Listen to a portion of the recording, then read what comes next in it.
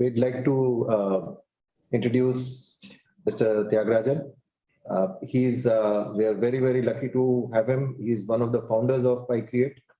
So we are a product of their thoughts. So a brief introduction, sir. Namaskar and good morning. It's a pleasure that I'm amongst such an esteemed panel. Probably many of you with a background in electrical, or I come from very hardcore mechanical background. And I remember as a student, a colleague from the electrical department saying that you are able to see things in blood and flesh. To us, the teacher says current flows, and we can't see how it flows. But India has come so far in the kind of progress that they've made. I belong to a generation where we were trying to introduce and build the startup ecosystem in India, early 2000, when I and my colleagues started a small incubator in Nakshatra Labs. That was the first private sector incubator at that time. The rest were in IITs and IIMs. And subsequently, of course, at that time, Mr. Modi was the chief minister here in Gujarat. He had seen what we were doing. And over a period of time, collectively, we felt that if we really want something of this kind to scale big, it can't be solely done by a single private sector organization. The government will have to kind of partner with us. So he was very good enough to say that we'll bring the hard infrastructure and some amount of funding initially. And I would trust all of you and your team to bring this, what he called the soft part, which means spot entrepreneurs, groom them, take them into the journey of entrepreneurship, handhold them, and then bring them up to scale. I'm very glad. But embodiment of that is in this room. In this room. Yeah. And even at that point in time, our core focus was that we want to bet on individuals and teams rather than on ideas. I'm quite glad to note that over the years, it's turned out to be true, because like some of you mentioned, your own initial ideas probably did not take up or take off as much as you would have wanted. But the initial failures really built a very sound ground to build a successful startup later. So if the team has it in them, they can make it big and large. I'm very happy that all of you have spent this Saturday morning with us, and we look forward to a fruitful day. Thank you. Thank you so much, sir. We have Mr. Stefan Lewis also joining us. Thank you so much, Stefan, for making the time. We are sorry we couldn't have you here physically, because almost all of you had planned to be here physically tomorrow on Sunday. Stefan, if you could take a couple of minutes to briefly introduce yourself to the rest of the members. Sure, thank you. Sorry, I dropped in just on the hour. I was in another meeting, actually. My name is Stefan Lewis. I'm originally from Belgium, have been living in Ahmedabad since September 18. I'm the CEO of a company called Untitled Energy, which is an Excite Industries company. The battery manufacturer for its lead acid batteries, but we are now into making lithium-ion batteries. We do that in a plant in a place called Prantij on the way to Himatnagar. And we've built that plant, hired about 200 people, and built a 1.5 gigawatt-hour facility. We have about 60 people in an R&D center in Bangalore, where we develop battery packs, battery management systems, and all the thermal management systems. And it's a very exciting time, of course, the electric vehicle space. So it's truly a pleasure for me to see so many people creating new innovations. I'm very excited to learn more about them. I already reviewed the slides and that was sent to me. It's going to be an exciting day. Thank you so much, Stefan. Delighted to have you here. And speaking of the excitement of the EV space, we have Tarun Mehta joining us from what I would say is India's finest EV startup, Ather Energy. Tarun, a brief introduction from you. Hi, Anupam. Thanks for the welcome, and apologies everybody I logged in and my Bluetooth driver crashed and I had to restart my laptop. Sorry. Hi, I'm Tarun. I'm co-founder and CEO of EVangelise'21. We build electric scooters. We're based out of Bangalore. We started Ather fairly fresh out of college. So, and I do remember going to a lot of competitions to try and win a lot of money as an early stage startup founder.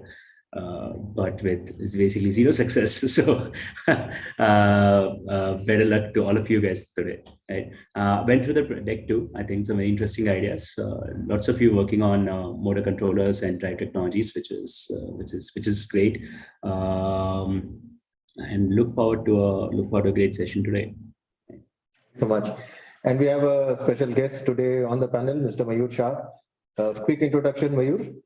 Good morning, all of you. I'm Mayur, basically from Ahmedabad, but spent 25 years in Japan. Don't ask me why, but ended up writing my thesis in Japanese. So Japan never left me. I'm currently representing a Japanese fund. We are early stage startup investors. Before that, I was 12 years heading a think tank in a large Japanese bank. So my expertise comes also from the connect with the Japanese industry. And besides investing in Indian startups, we are also aggressively and proactively looking at the industry connect as well. So today I'm really looking forward to the wonderful ideas and the best companies that have come through this far, and wishing them all the best and looking forward to listening to the presentation. Thank you so much for the opportunity. Thank you. And that, Mayur, is the cue to cut to the startups. We'll just have a quick hello from the startups, then they'll leave the room. I'll give you a 2-3 minute briefing on how the session will run. Then we'll dive into the pitches. Hello, my name is Rajat Yadav. I am from EVangelise' Technologies. Hello, myself Akash Gupta from Clean Electric. Hello, myself Arun Matthew. I am from AD Switch Reluctance Drives. Hello, jury members. Good morning. My name is Abdul Aziz from Fasmo Energy. Hey there, I'm Varun from Remote Mobility. We're making clutchless geared hub motors. Hi, I'm Himanshu Dixit. We're making Bldc sensor Bldc motor control. Hello, good morning, jury members. I'm Abhinav. I am from Nakshatra Labs. Hello everyone, good morning. I'm Saravanan from Stefan Lewis and Electro Motors Private Limited. We build performance electric motorcycles. Hello, good morning. I'm Manoj Agrawal from Weber Electrocorp. We're building full stack of EV drivetrain. Namaste, jury members. I am Milan Hasalia. I am representing Synastar Innovation. We are motor design and manufacturing company. Thank you. Thank you, all of you. This is also to let you know that for the first time in our history, we have all the projects in a room, but all our jury across the country. Typically, it's the reverse. The jury sits together and the projects may be scattered wherever they are. These folks have been through a 6 to 8 month challenge with us over various stages: idea stage, simulation stage, build stage. They came here about a month and a half ago with all the prototypes. Our team has been looking at their technology for the past 1 month. So their prototypes are here, they work. Give me 1 minute, let me just listen to what Anupam is saying. So what I would like to reassure the jury, since the time is short, we are clocking to a 6 to 7 minute per project timeline. We'll have a 1 minute video to give you a feel of what they've really done. So you can see their device or whatever they choose to show of it. So that'll be a real video of before each pitch, a 1 minute video of the pitch of their device. Then a 3 minute pitch, then 3 minutes for question and answers. For this caliber of panel, apologies for the 3 minutes for questions. There are no rules here. Whoever has the most burning question should simply state it, just go ahead and ask. If there is a conflict, I'll step in and moderate in who goes first later, but ask. We'll trust all of you to be very crisp with your questions. And should any follow-up questions still remain in your mind, just drop an email to me I'll put it in the message, ceo@icreate.org.in. Type kar do please, Udit. So just drop me an email and then we'll have that email, or 2-3 email ID dal do. We'll have that question answered and the answer fed back to you. What I'm hoping is that after this session is done, if you will indulge us for another 10 minutes, we'd like to have a catch-up call, because this catch-up call is perhaps the most important part. That's when we compare notes and mutually decide who's worthy of more. The finalists are going to get 10 lakhs, 7.5 lakhs, and 6 lakhs cash prizes. The top 3 are also going to get incubation and 50 lakh rupees of investment from iCreate for incubation. So there's big money to be had from them, and iCreate has spent a lot of time and effort and energy in getting this show rolling. So we're really hoping that good things come out of it. Shantanu, on how this is going to be run. Right. So we have shared the evaluation sheet with everyone, all of the jury members, and we would like everyone to input their scores in real time and put their burning comments or any major flags, if there are any, in the tab labeled by your name. What we are hoping to achieve today is the top 3, but that will finally be decided later in the catch-up call. This is again a pitch for the EVangelise winners. EVangelise was our 7-month-long EV innovation challenge focused on EV subcomponents. In case you're not comfortable or able to fill in the sheet, doesn't matter. Have an overall score handy in your mind, and we'll take it from there. We'll play a quick video, and this will be then beamed live to the rest of the audience also. I'm not sure I received that email with the evaluation form. We'll have it sent across again. Okay. Stefan को sheet share कर दो with edit, right? My name is missing, but I guess I'll just keep it in mind. Hello, my name is Rajat Yadav. I'm the founder of Untitled Technologies. We provide product and SaaS services for 2-wheelers, 3-wheelers and 4-wheelers electric vehicle, which includes the battery management systems and the electric vehicle chargers. Our EV chargers start from a range of 3.3 kilo of output to 20. क्या play कर रहे हो?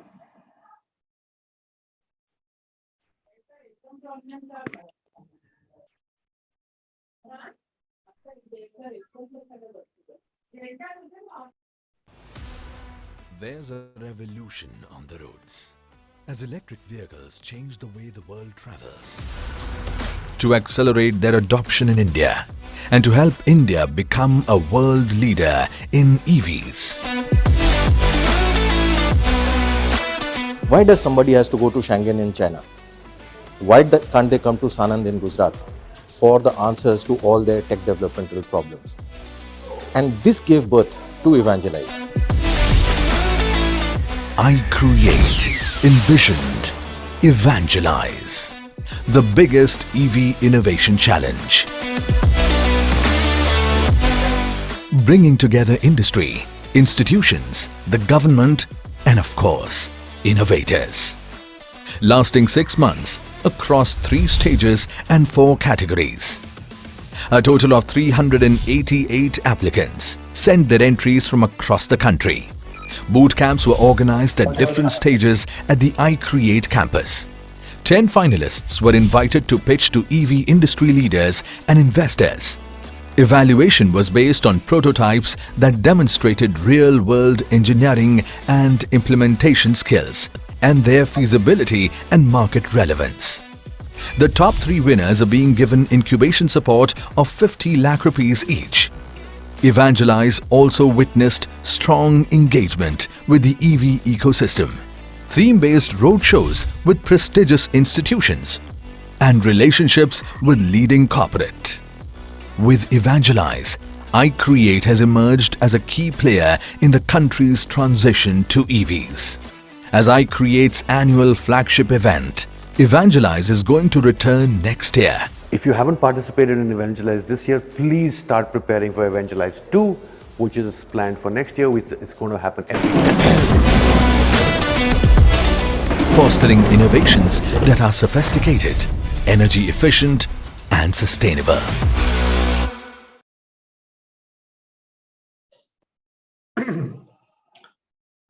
Right, so we will move to the first pitch, which is by Untitled Technologies' Rajat Yadav, working on charging infrastructure and BMS. Rajat, you can switch on your video. So we will begin with a short video and then the presentation. So the video, please. Hello, my name is Sujat Yadav. I am the founder of EVangelise' Technologies. We provide product and SaaS services for two-wheelers, three-wheelers and four-wheelers electric vehicle, which includes the battery management systems and the electric vehicle chargers. Our EV chargers start from a range of 3.3 kilo of output to 22 kilo of output, which comes under the single socket AC charger, the Bharat AC01 charger and Type 2 AC charger, which can be used for two-wheelers, three-wheelers as well as for the four-wheelers passenger as well as commercial. The second product we offer is a battery management system. It's in Smart BMS, which is an IoT-enabled BMS with Bluetooth and GSM.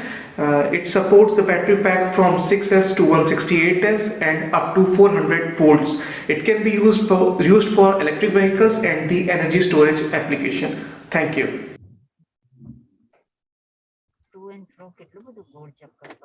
Right. Thank you, Rajat. Please start with your presentation.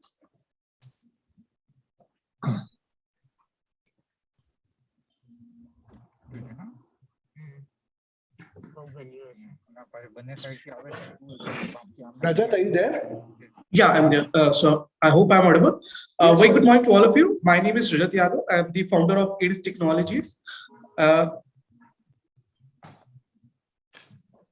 Yes, please carry on. So along with Mr. Piyush and Himanshu and Raja, we started as an R&D service provider company in domain of power electronics, home automation, industrial automation. But in late 2019, we saw growing demand for public charging infrastructure and EV subcomponents. And that was the pivoting point for us.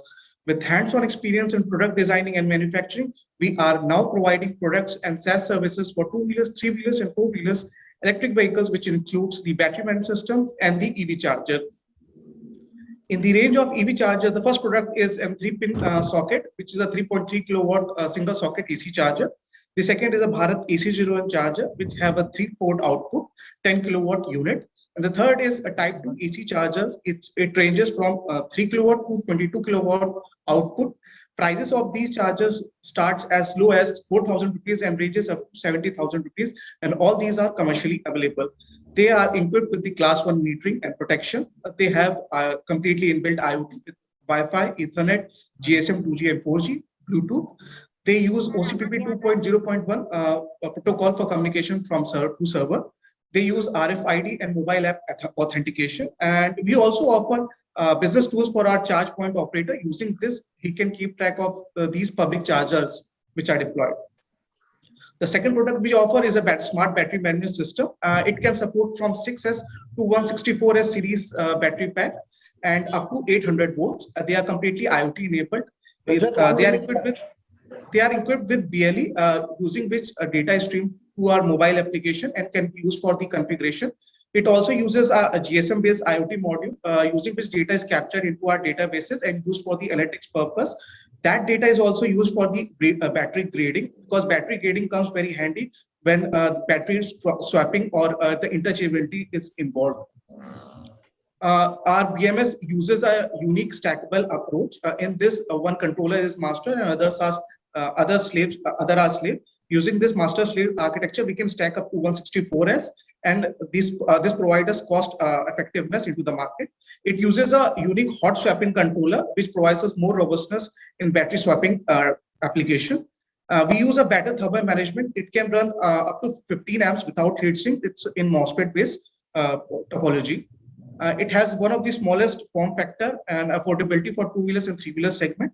It supports different battery chemistries, and we have a different industrial variant which used for the energy storage application. We are looking for the strategic partner and pilot opportunities and fundraise. I would like to stop here and answer any queries if you may have. Thank you. Thank you, Rajat. Jury, any questions, please? I had just one or two questions quickly. Rajat, you said the BMS supports hot swap capability. Can you just explain that again? So it uses a dedicated hot swapping controller. It protects the BMS when the battery pack is pushed inside these battery swapping stations. So it basically protects from pre-charge and when it's swapped in. Got it. And you said it's that the size is one of the features of the BMS. It's a very small size. Do you have any benchmark on this? And also, why do you believe, and how small, like, how have you been able to achieve a small form factor? What different have you done? So basically, we have developed various prototypes, and when it came narrowed down to the application for two-wheelers and three-wheelers, we needed to compact it down and reduce down the MOSFET usage into the load switch so that it can easily be used inside the battery swapping. Same BMS in the battery swapping in two-wheelers and three-wheelers. So the size was one of the constraint factor. So we developed an iteration and came down to this size, and we have benchmarked the ion energy BMS and beated that form factor. So you're smaller than the ion energy form factor. Yeah. By a certain amount. Yeah. Sorry, go on. You had a question? Yeah, I have a few questions actually. What is your bill of material cost for 100,000 pieces? The BM cost in case of 24S, 10,000 pieces. Our BOM is around 3,000 rupees per unit, including the load switch. Okay. So why did you start this organization, and where do you think you'll be in 5 years? So as I told that we were as an R&D service provider company, and we hold a lot of experience in power electronics, and there's a definite need of these EV subcomponents in the market. So, and definitely customizable, because India is a very diverse country. So we thought there's a market gap and we needed to fulfill that. And in coming 5 years, we see as one of the leader supplier of these BMS, EV subcomponents and EV public charging, EVs at a supplier side. So with supplying more than 10 to 15 battery pack OEMs, smaller or bigger or medium size. And why are you going to be more successful than the other 20 companies in India that are doing something similar? So I think what makes us different is we hold each and every aspect of the technology and developed by us through the various iterations. So we know the challenges into the market are being faced by these OEMs, because the major market is holded by China right now, and which do not provide support into the tightly support to these battery pack OEMs. So we are filling that gap, which will provide us upper hand into the market. Last question. Do you have any traction with any of the let's say top 10 OEMs? We have been in the production, basically in pilot and production the last 3 months, and we have a traction around 15 lakh rupees, and we are expecting a big orders. Then thereafter, they have tested our product with their battery packs or EVs. And we are also fulfilling the orders for two-wheelers, three-wheelers, and four-wheelers up to 96S. We are into the integration state with these OEMs. Okay, thank you. Thank you. A couple of questions here from my side. Just going back to the chargers, there is a lot of discussion around LEV these days by DHI and so on here, right? So any particular protocol have you used for the data communication from the charger to the cloud? Yeah, so there's a different protocol when it comes to a BLE for the mobile application and the charger communication. There's a certain protocol which has been specified, and we are using that. Which is that, may I know? Actually, like OCPP is a global one, right? Or OCPP, when it directly communicates to the server 2.0.1, and there is a certain protocol for, as you said, LEV. I don't think so there's a conventional naming for that, but I'll get back to you with the particular name which is being used in the market. No problem. But there is a protocol. Yeah, and the second question, which is might be a little troublesome, and the last question from my side is, you have two different products for two different industry altogether. One is a BMS, another is a charger. Yeah, I've not seen any startup, at least to begin with, focusing on completely two different set of products, which is obviously belong to EV ecosystem, but then it is a completely different market and application. And how you handle this? Definitely the development challenge, development was only the 10 to 20% of the entire phase, but definitely going into the market with these products is rest of the 80% challenge which we are facing right now. So definitely these are two different products for different market, but what we are trying to do is develop an ecosystem under one roof for our battery pack OEMs or EV OEMs, as well as for the electric vehicles for the end users. So that's our vision to expand vertically. Rajat, the question was, and I'll also ask, I had the same question. Why do you see these two fitting under the same roof? They're not the same technology stack, and the same company may not necessarily come to you for the same solution. So it's not a natural expansion. How did you get into two different things simultaneously? Did you have a market pull? Did you have a market pull? Did some of your customer research tell you that, hey, we would like to see also the BMS if you're building the next charger? What got you there?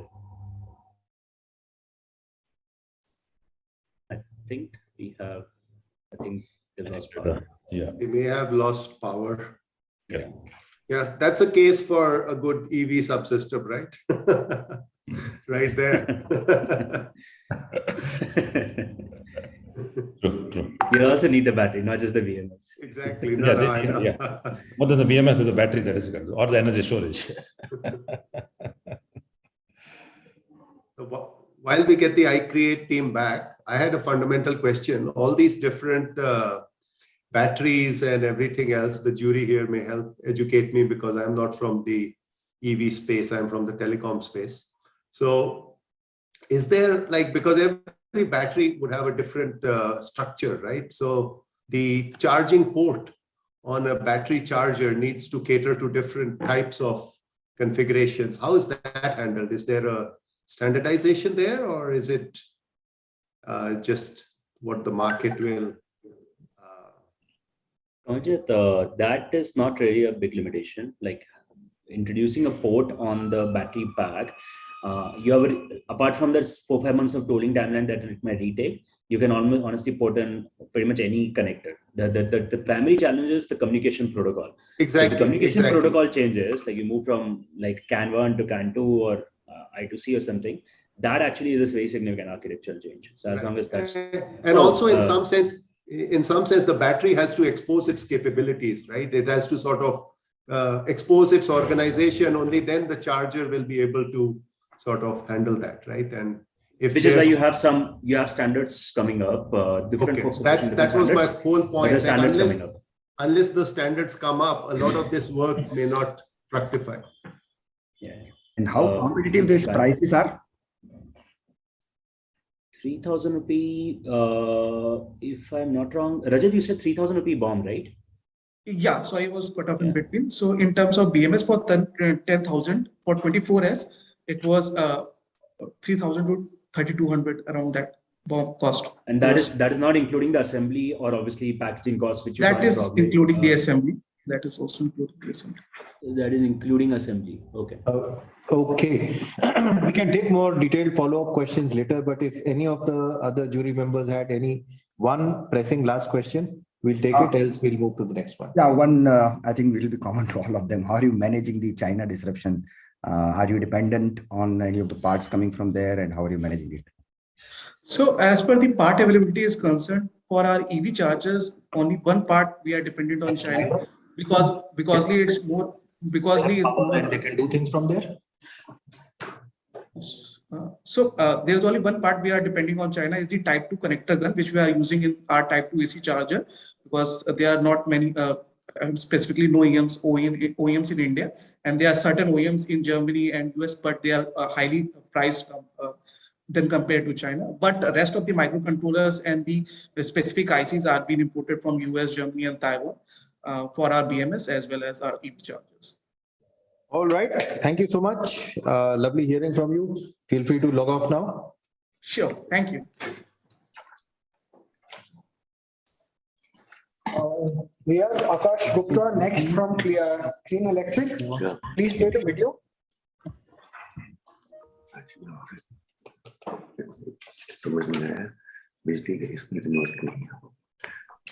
Hi, my name is Praveen Kumar Yadav. I am from Team Clean Electric, and I look after the design and development of the battery pack.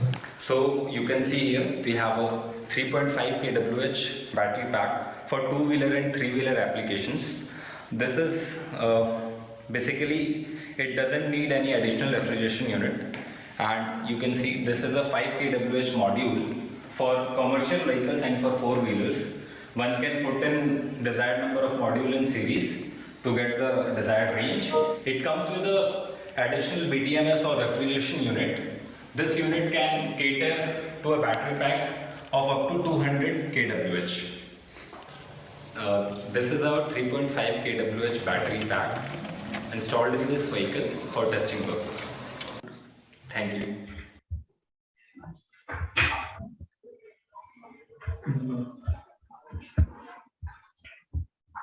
Sorry, I think I was a little confused. That cooling unit was separate from the battery pack unit?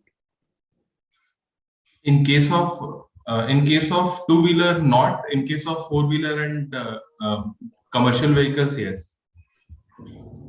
Got it. All right, Akash, you have 3 minutes. Sure. So, good evening, everybody. Myself, Akash Gupta from Clean Electric Private Limited. We develop advanced battery pack solutions for electric vehicles, and we are with our technology, we are able to reduce the charging time in under 60 minutes and still getting 3000 cycle life. And the risk of thermal runaway. If I interrupt rudely, sorry. If you take the jury through the highlights of what you've done, leaving more questions, time for questions. Right. So the risk of fire is minimized in our patented immersive cooling technology. And what it does is the cells is submerged in a dielectric coolant on all 4 sides, and it allows a very efficient heat extraction during the rapid charging.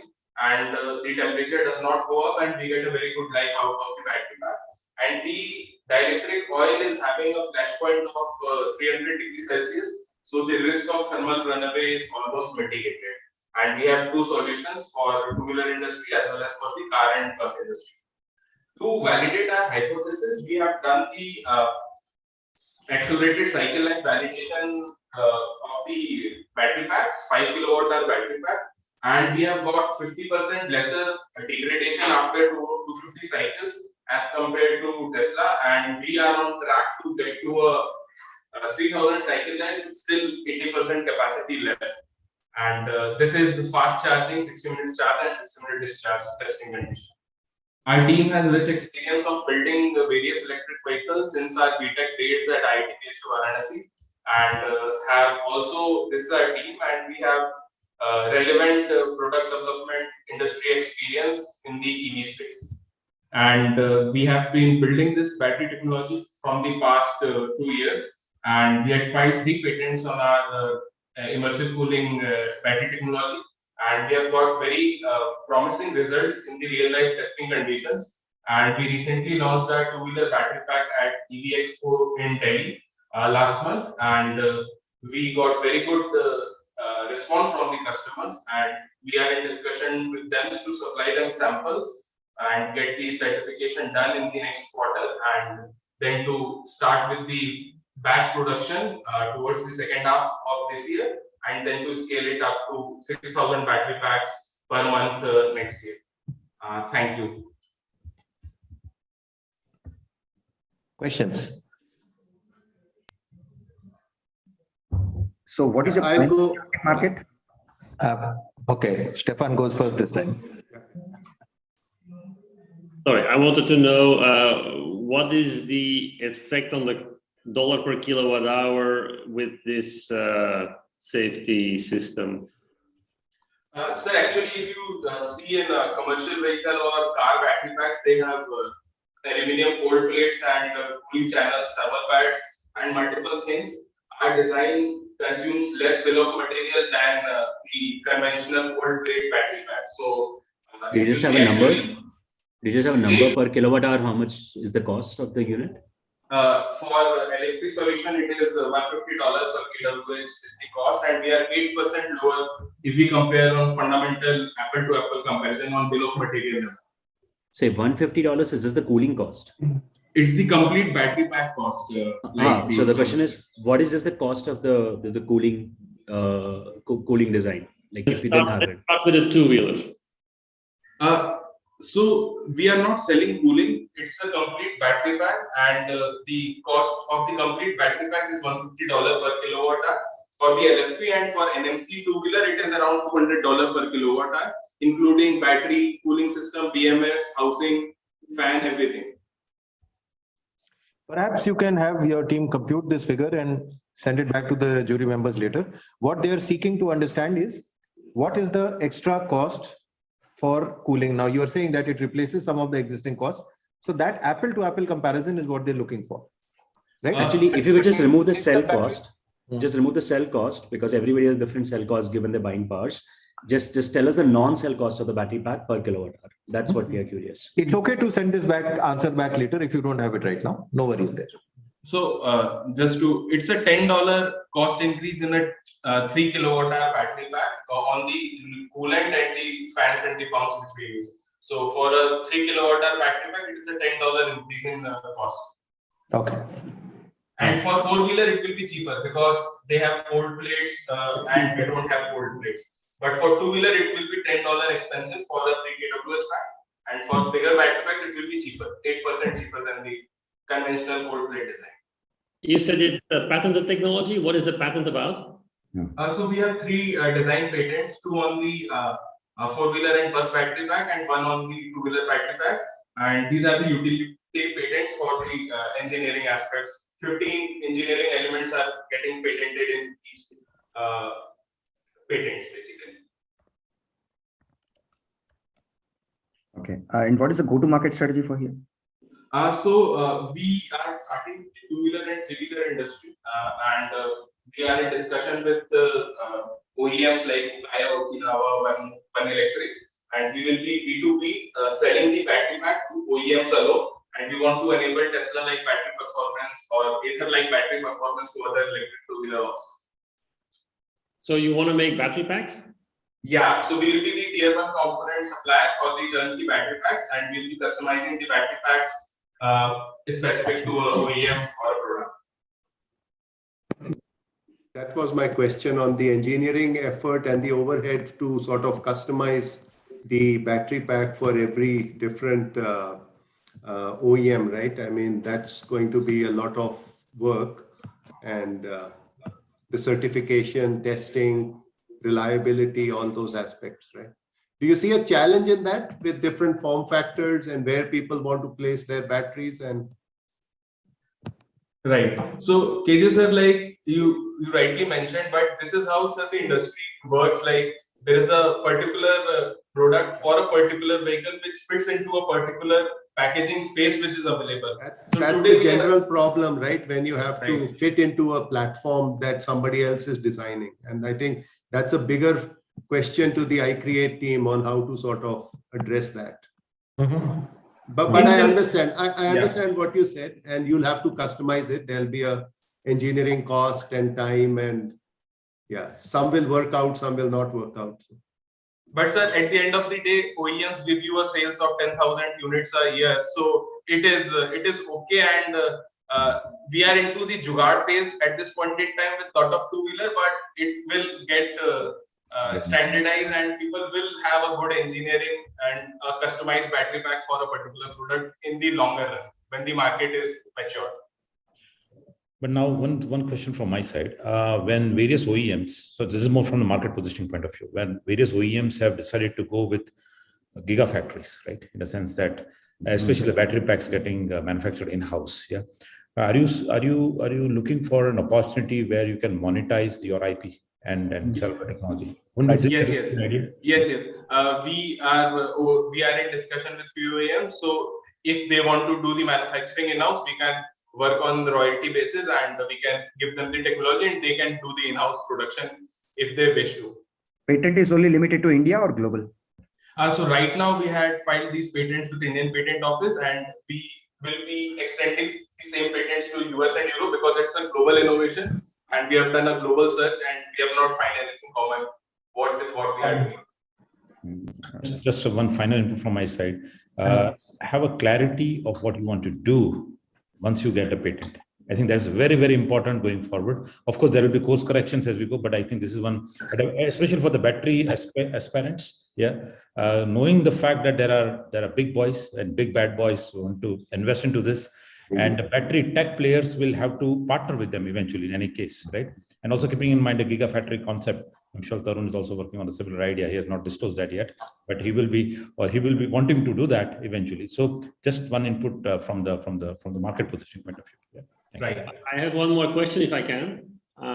the world is going towards electric transportation to get away from oil. You're putting oil in batteries. How does that make sense?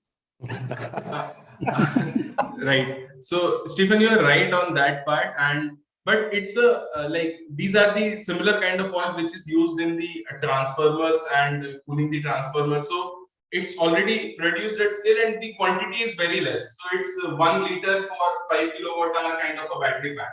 So it's a very minuscule quantity, but it improves the performance dramatically. So today you have to wait for 4 hours to charge the battery pack. And if you try to charge it in less than 60 minutes, you will see accelerated degradation. With our technology, you can use fast charging supercharger daily without seeing the accelerated battery degradation, and you still get 3000 cycle life or 10 years kind of battery life. So that is the trade-off which we have to do, but the quantity is very less. Thank you. Stefan, they are not burning the oil. That's already a good step. Akash, just one last thing. You are circulating the oil in only the higher vehicle application. In a smaller battery pack, it's just a still oil usage, is it? No, Tarun. There is a constant internal flow of oil. There is a which flow. is Okay. it is because otherwise there will be hotspots and the purpose will be defeated. So that is also one of the key elements of the patent, like how the cross flow of the oil is taking place. Because for two-wheeler, you don't want to add additional complexity of a coolant bottle or radiator and all those things. So we have designed it so that two-wheeler guys don't have to face any issues and they can package it to Thank you, Akash. Thank you so much. Great presentation. You can log off now. Thank you. Thanks a lot. Yeah. Arun, we have the next presentation by Arun Matthew, Eddy Current Controls. Arun, please play the video.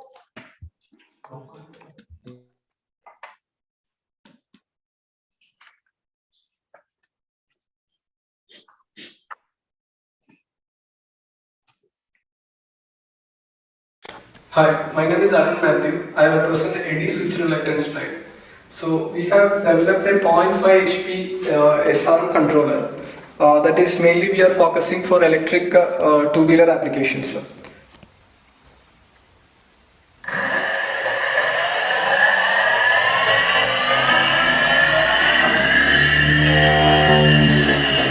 this can run up to a maximum speed of 15,000 and the rated speed is 2,500 RPM.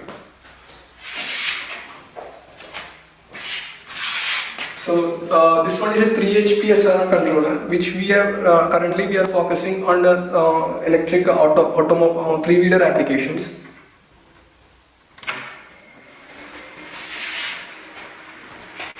This have a rated torque of 14.5 Newton meter with a rated speed of 1,500 RPM.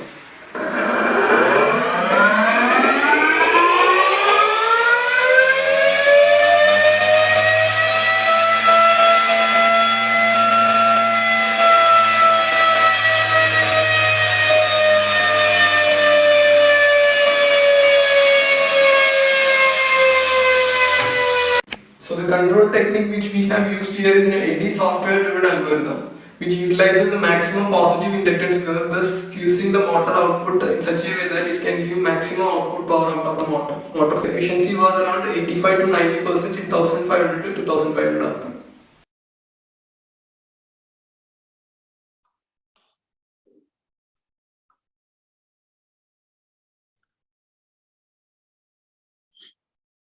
Hello. Hello. Can you guys Good hear morning, me? jury members. Myself, Arun Matthew. I'm the co-founder of Eddy Switch Reluctance Drive. So we have been working on SR drives for the past 3 years.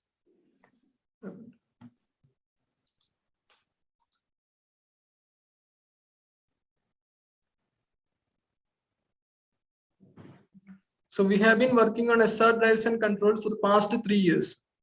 In this span, we were able to develop a 0.5 HP SRM and a 3 HP SRM for electric two-wheeler and three-wheeler applications. So the basic challenges faced by SRM was it has a peak, it has very low peak efficiency, and the power density was also far lower compared to the traditional motors. Above all, it is highly nonlinear and it is very difficult to control these motors. So SRM always remained as a future technology. So with AD software algorithm, we were able to overcome the key challenges. That is, the torque ripple is minimized with a phase overlapping technique. With a phase overlapping technique, and the AD-SR drives were tested with a flat efficiency curve of 85 to 90% in a speed range of 1,500 to 2,500 RPMs. The current control algorithm improved the torque density and power density of SR motors, AD-SR drives. So this shows the triangle shows the inductance curve, and the rectangle shows you the voltage pulses given across the phases. So in AD-SR drive, the current profiling is done in such a manner that it uses the maximum inductance profile, so that the maximum output of power can be squeezed out of the motor. So this is what efficiency curve which we have tested, and we have come up with an efficiency curve in a band of 85 to 90% over a speed range of 1,500 to 2,500 RPMs. So this was our product journey. So in October 2019, we developed a 0.5 HP 8x6 SRMs, which was specifically developed for electric two-wheeler applications.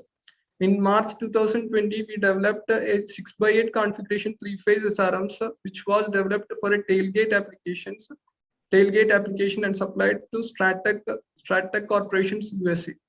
In December 2020, we developed a compact version of 0.5 HP SRMs, which was made for electric two-wheeler applications. In August 2021, the team developed a 1 HP solar pump, which we showcased in Infineon Solar Pump Challenge, and we were among the top 10 finalists for the challenge. In November 2021, we developed a 3 HP SRM controller and a motor, which we have showcased to the EVangelise challenge. So our core team member include myself, Arun Matthew, who is electronics engineer and designs SRM controllers, and Kiran Matthew, who is a mechanical design engineer for SR motors. And further, our team is strengthened by the following members. Thank you. Thank you, Arun. Jury, any questions?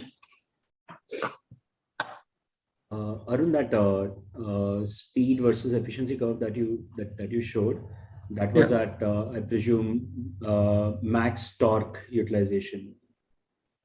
The torque curve lies in a band of like we have given the full PWM was given, and we were changing the loads accordingly. So in that way only we have the speed has been changed. So basically, do you have the other graph, which is torque versus speed and then efficiency? Presently I don't have, but I can share it. So the reason I asked that question is generally, I think in specifically low light speed electric vehicle applications like two-wheelers, the challenge is not at the higher end. The challenge is that most vehicles are operating in the middle band of torque utilization, and that's where efficiencies are usually quite a bit of challenge. So would be good to understand what your capability there is. But that can be improved if the motor design can be done accordingly. That can be improved. Yeah, that was sort of the issue, right? The SRM controller will be very specific to every motor configuration, right? So right now, how are you planning to sort of use your technology in a broader sense? So we are basically looking for some OEMs who can support in a B2B level. So that is only like we need to. It needs a mass production to overcome the basic challenges like price and all. Right, but do you see the SRMs sort of beating the other type of motors? I mean, is there like a consortium that people are putting together, these vendors who are working together? Because otherwise, it's not like the best technology ever wins, right? We know the VHS and beta tape deck video recorder issue, right? So the marketing muscle behind these SRM drives, do you think Basically, the market, like since SRMs can be completely made in India product, since this permanent magnet usage of permanent magnets is not there in the SRMs. So this can be used as a great marketing trend, since India is looking for a completely made in India product. Like, are you also doing something to address the acoustic challenges? I mean, perhaps a housing that sort of basically acoustic noise comes with. Basically acoustic noise comes with the torque ripples. Like we have that's what we have introduced a torque, a phase overlapping features has been implemented in our control technique, so that both the phases will be excited at the same time in a specified period, so that torque ripples as well as acoustic noise will be minimized. And now we are using a PWM technique, and we have a plan to change to hysteresis control. So in that way also, like, we can reduce the torque ripple and the acoustic noise. So the question is more about the acceptance of the acoustic noise in the applications that you are addressing. And is there a sort of a threshold below which you have to be? Otherwise, the market acceptance will be poor. I mean, it's best for what it can do, but there are other alternatives, right? That's true. But we need to work on that. Like presently, we have not tested the noise levels. We have not tested, but we will be working on those also.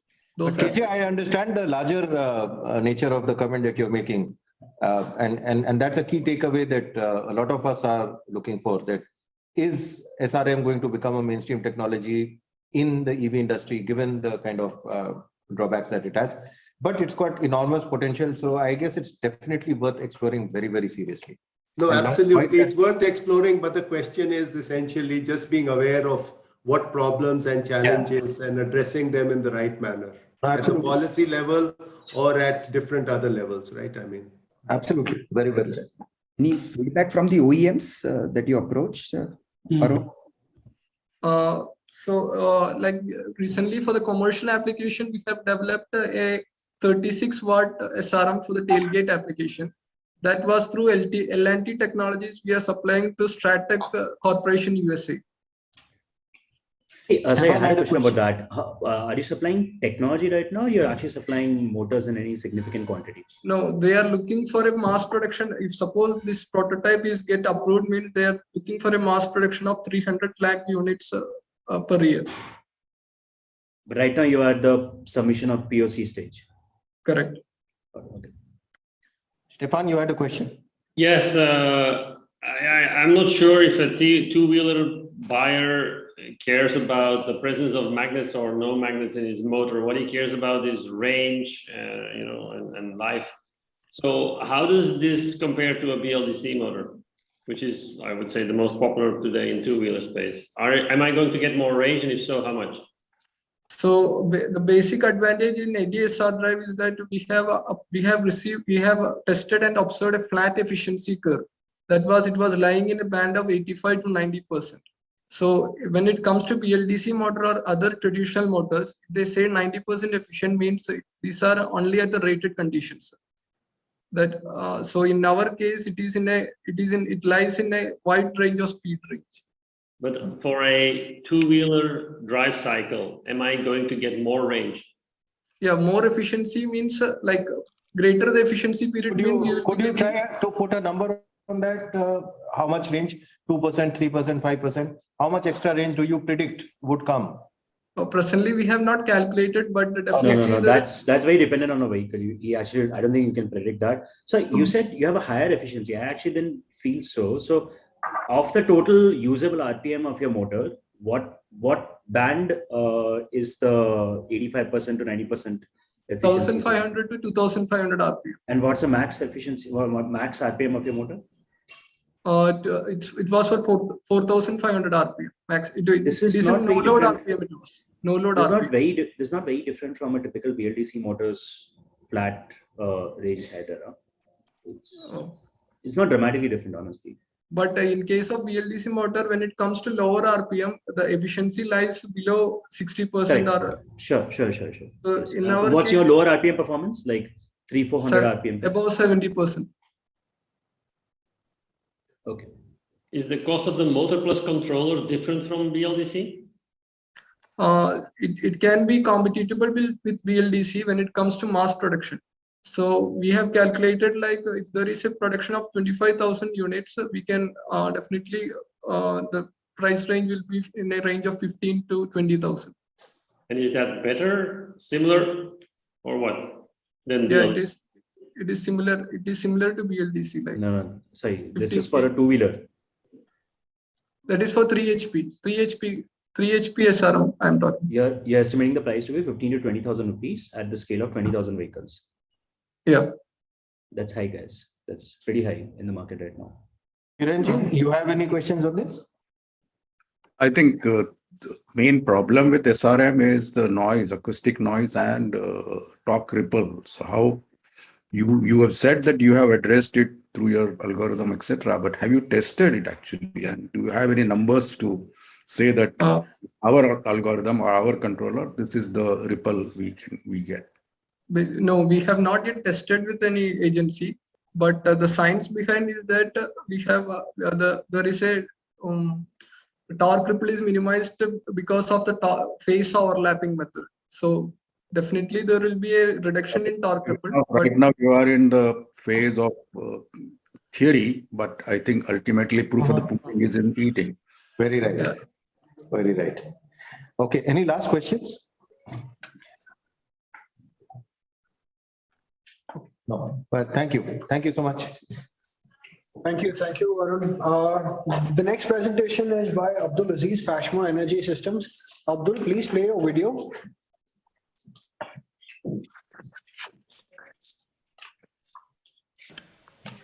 Hello everybody, my name is Bldc from Fashmo Energy, a startup focused on innovating battery technology. We are catering to some of the most crucial issues faced by manufacturers regarding battery packs. Our solutions include, number one, a smart battery management system designed with compactness and accuracy for the better performance of the 2 and 3 wheeler battery packs.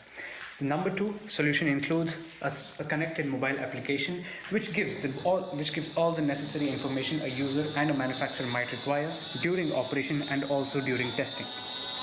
Our further solutions involve the creation of customized charging protocols for battery packs, again lithium-ion battery packs, for a faster and safer charging as well. Thank you so much.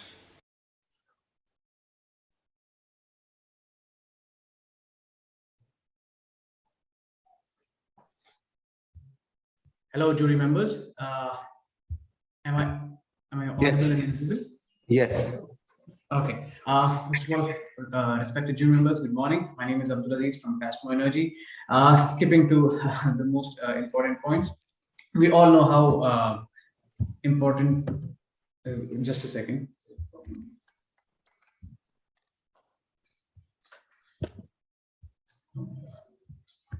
Yes, we all know how the industry is making noise, but the target problems we are trying to focus on is one, batteries being silent, and number two, even if there are solutions, the in-house production is particularly scarce, and eventually, how is it that we could create solutions for catering to one of the most important problems is the range anxiety. Now, what is it that we have to offer? Number one point is, as suggested, there needs to be a companion which needs to sit with the battery pack and what we call a BMS, catering to, or getting all the necessary information which is required to the vehicle, to the user, and to the OEMs as well, and mobile gateway which gives the information directly on the screen or the OEM on the software as well. But if we just pause over here and think that why are we doing all this? Is this again we're going and fighting with the 5 to 10% better efficiency with the BMS and all of that? We are essentially focusing on one point, is creation of customized protocols for charging. For charging means faster charging, which is safer for lithium-ion and also giving faster results.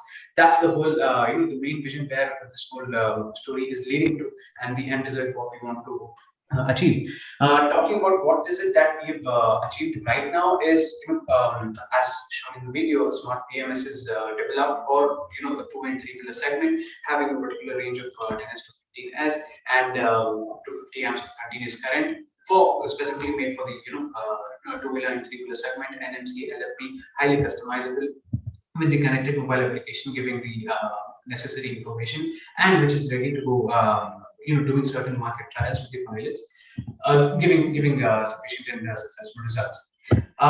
Talking about the roadmap, number one step where we are standing right now is a part of the whole vision and the solution what we want to achieve.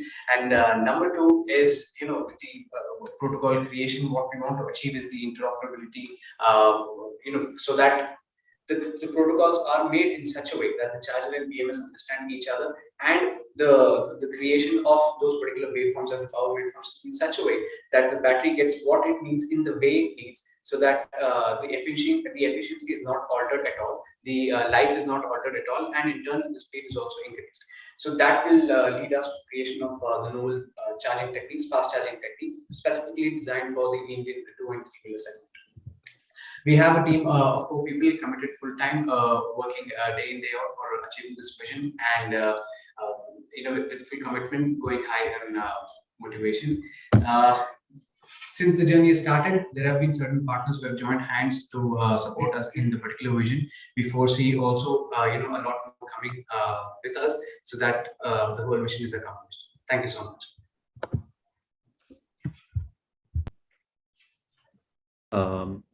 I'll go first. Yes, I'll just. Okay. Abdul, I actually didn't understand. Okay, 2 questions. First, why?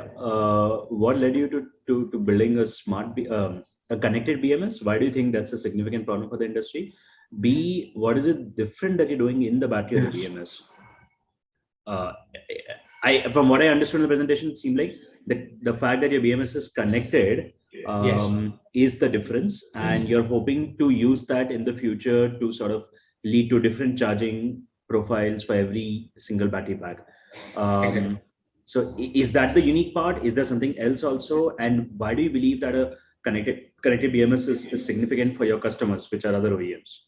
Yes, definitely. So as you rightly understood, it's encapsulating the whole vision.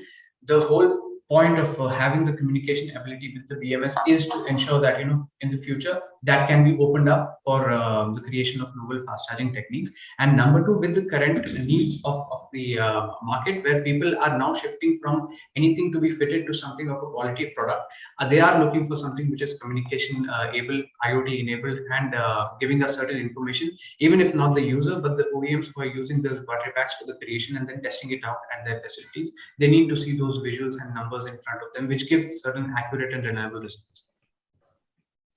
Okay, so generally the industry, lots of folks have gone through this cycle, which is why I was curious who gave you this input, because most people realize after a while that fitting in all the connectivity inside the battery pack, specifically on the BMS, is actually an expensive architectural decision.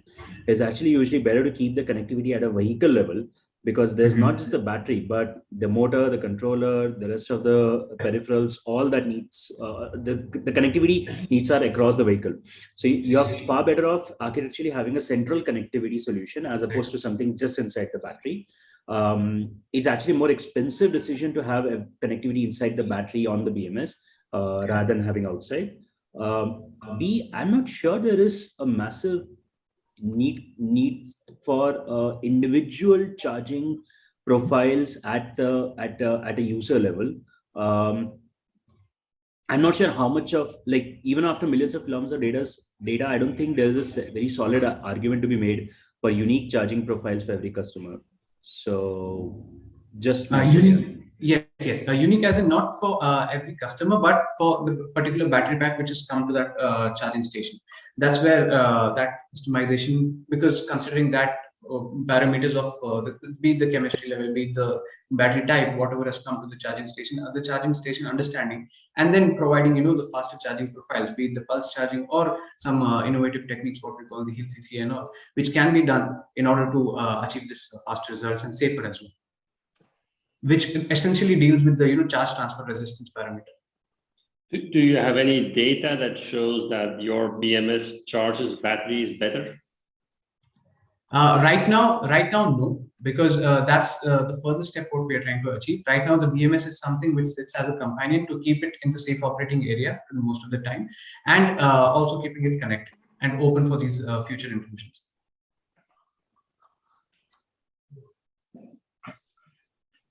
But I think the primary wouldn't, sorry, I'll turn on my video. But wouldn't the primary requirement be sort of the better charging, or what is the final specification that you are going for, right? What is the key specification that you are evaluating your BMS against? Because connectivity, like Tarun mentioned, can be even fitted outside. It needn't be part of it. What is the metric for by which you hope to evaluate your BMS solution?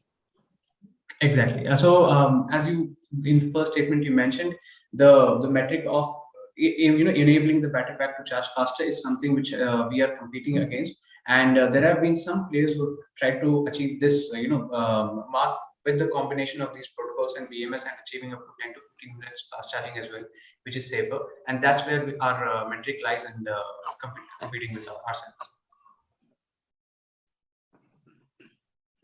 All right. Hiya. Any other questions, jury? Thanks. Thanks, Abdul. Okay. Thank you so much, sir. Great meeting you.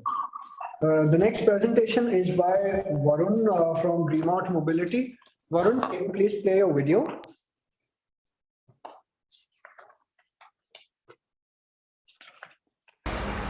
Hey guys, this is Varun from Remote Mobility. We make motors and controllers for electric vehicles.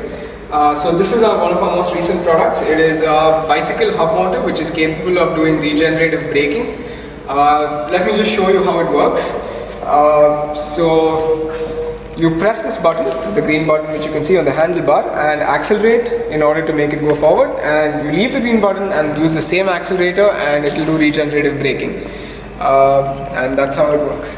Let me just show you by riding now.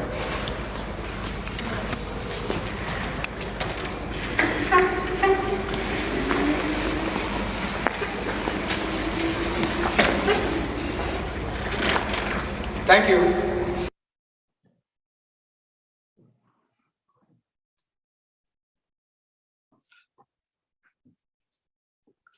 Varun, you have 3 minutes. We can see your screen. Sure. Yeah. Hey guys, I'm Varun Rajmani, founder of Remote Mobility Private Limited. We're a company started in 2019 based out of Bangalore. We focus on low voltage, that's less than 60 volts, motors and controllers for light electric vehicles, both on and off-road applications like AGVs, industrial robots. Our core technology, we're currently focusing on productionizing our radial motors along with advanced FOC controllers, which will unlock the entire efficiency of the motor. And we believe in rapid iterations. In fact, we're capable of developing an entire motor from scratch in about 20 days at Remote Mobility. So this, I believe, gives rise to a cost-effective technology for the Indian market. Our innovation for EVangelise is the clutchless geared hub motor. So what we've done is we've eliminated the one-way clutch, which prevents the motor from doing regen in these geared hub motors. By doing this, we've enabled regen, but at the same time, there's also a disadvantage that posting is now not possible. So for that, we have an innovation where we've developed an in-house controller. We call it the e-clutch controller. And this controller delivers a small amount of power to the motor in order to enable posting. So it feels like you're still riding a regular bicycle. So this particular product the design has been frozen, and we're going to do field trials for the next month or two and hit the ground running with production in April. To summarize this particular product, it's 10% lighter because we've eliminated the one-way clutch.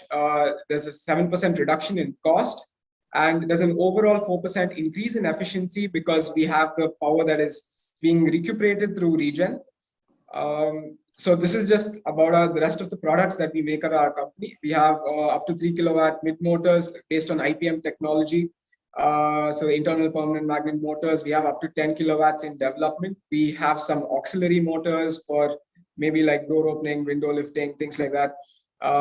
And we have obviously the regular geared hub motor, which is conventionally used. This slide is just to show the versatility of the hub motor that we have developed. So the first one's like the polyurethane wheel, so for industrial robots. Second one comes with a tractor tire like Agritech. And the last one is basically a new like a long-term play for sodium hydroxide compatible motors. In terms of traction, we're a team size of 8. We have 10 plus active trials with a mix of large and customers and startups. We're production ready with a line of 1,000 numbers per month by the end of this month. It's a growing market with a total addressable market in the bicycle space of 15,000 a month. We focus on B2B mostly, with small percentage of sales coming from aftermarket. So we look forward to collaborating with you. That's my contact details. I'm open to questions now. Thank you, Varun. Yeah, quick question. You said 4% efficiency improvement. That's compared to motors that have regen capability or without regen capability? So most of the bicycle hub motors today do not come with regen. So compared to these conventional motors, it's a 4% improvement in range overall. Got it. So you're saying the okay, so the primary improvement is because you have regen, but the minute you move to higher power ratings like 2-3 kilowatts, most brushless DC motors will have a good regen capability. So there, how does the solution differentiate itself? So this particular innovation is only for the bicycle. I mean, the government has a limitation of 250 watts, right? Yeah. So that's all I can play with over here. Is there how much is the cost advantage between doing regen this way and some other way?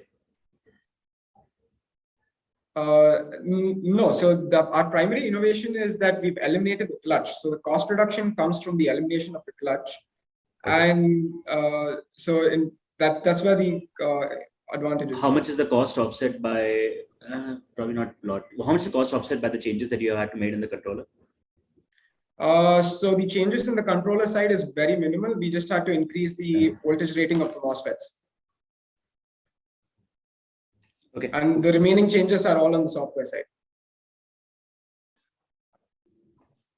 Is this elimination of the clutch something that's been tried before? Is that a patentable idea, or is it?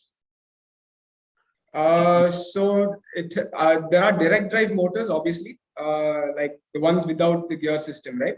But as far as I am aware, I don't think a clutchless geared hub motor has been tried. So have you applied for a patent? What's your sort of, what prevents this from being sort of copied, right? So, I mean, a lot of there is a lot of proprietary algorithms which run to do the regen and the coasting. So doing the coasting also is a feature because you don't want to be pedaling and then the motor's trying to do regen, right? I mean, it'll prevent you from going forward. So there's a lot of proprietary knowledge in those algorithms itself. Would you say that the software is the core of the technology? Yes.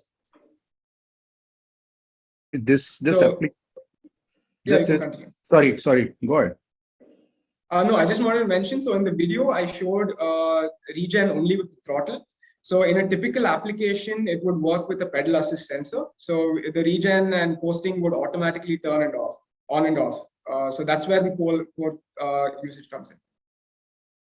So your innovation is basically for the bicycle application. Correct, yes. While you showed a roadmap of going to a higher kind of motor, going up to 2-wheelers, 3-wheelers, and other applications, this particular innovation would not be applicable for those. No, this particular innovation will be for the bicycle sector. I'd just like to jump in here and make a small comment that energy recovery from braking actually increases with higher power, which is what the entire panel is also kind of moving to. And most of the solutions we see in the market are the coast recovery. Seldom do they use the braking recovery. And a lot of energy in start-stop traffic gets wasted. So this is a line generally worth pursuing a bit. So this particular motor, it will be really good for cargo bikes. Cargo bikes typically have a much higher carrying capacity, right? So the higher weight will lend to getting back more energy. Have you studied what is the addressable market? Yes, we have. So for this particular motor, it will be a little bit of a challenge, I know, to market it because we do have to convince the OEM that you will get that benefit. But we also have a regular clutch version of the motor as well. So what we have done is we're selling a regular clutch version of the motor and upgrading the OEM to the clutchless one on whichever models are appropriate. There's a large market for electric cycles in the Western world, especially where I come from, Belgium, Holland. People love cycling, and and Germany, France. It's a big market. What's your go-to-market model for markets outside of India? So for the next 1 year, we will be focusing on the Indian market because we want to have it close to the development team in order to iron out all the major issues. And we have already started discussions with TUV for EN 15194 certification to enter the European market. So hopefully by the next financial year, we plan to enter it. And that's where iCreate comes in. I mean, I don't have a lot of international connects to go ahead with something like this. How much money you will need from going to cycle to tractor? Cycle to tractor? Sorry, I didn't understand. Yeah, because one of your potential pivot going forward was also for the tractors or agriculture use. Okay, no, that's not a big difference actually. It's just that providing a lot of different tire options and a change in winding to suit those applications. So that investment is not a lot. Okay, and you have contacted any mountain bike companies so far in India or some brands? Yes, we have. Yes, we have. Yeah. And how's the response so far? So the response has been good. So I mean, the bicycle market for remote mobility, the bicycle market is going to be one of the most primary markets, and we want to capture almost 60 to 70% market share in India in the next 2 years in the bicycle space. Thank you. I want to understand with sort of, I guess, the motor being fitted inside the sort of wheel, right? Obviously, the motor itself is static and all the power and everything is through static, but the wiring and everything else and just the whole design and fitment into because what you showed was just a battery pack sitting on the carrier. That's not the form factor that you'll obviously go with. So how's the interaction with the battery being handled? The size of the battery and all of those other issues. I'm sorry, I didn't understand the question. You're asking how. So in the video you they are showed, not building the your battery. battery pack was sitting on the carrier. No, we only make the motor and the controller. Yeah. We don't work on batteries. Yeah, but wouldn't your motor and controller need to be aware of the battery? It would. So typically on the controller side, we just put a limit on whatever the maximum current the battery can take in. KJ, through the axle, they take out wires which plug No, that I understand. But the question is the type of battery and the other aspects of the whole solution, because I mean, just the motor itself won't sell, right? So KJ, it's always the other way around. Like the battery is tuned to work with the motor. The motor is seldom tuned to work with the battery. So I don't think that's honestly their worry. Okay. Generally, it's not the motor manufacturer's worry. Yeah, the only point which is a worry for us is whatever is the maximum current that I can feed back during regen. So we're doing something called synchronous regen. So basically, I can take out a huge amount of current from the motor in like a very short duration as well. So, okay, understood. All right. Thank you, Varun. Great presentation. Next, we have Himanshu Dixit from Master Technologies. Himanshu, please play your video.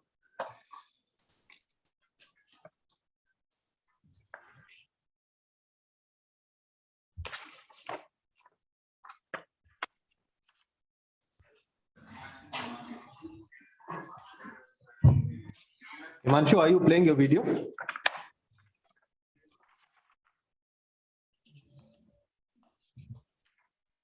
don't think you can hear us. Let me just go check. Okay.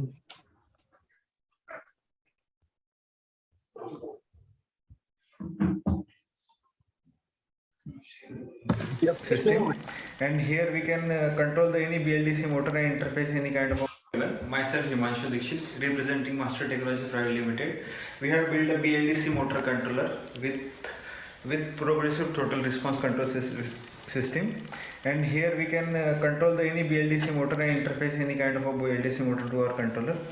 So we can start here by powering the motor by through controller. Then we'll have throttle. Then motor is moving, rotating. We accelerate. Another function that we can reverse it. So we'll reverse it. Here is the direction. Another alternative functions are in there, but this is our controller.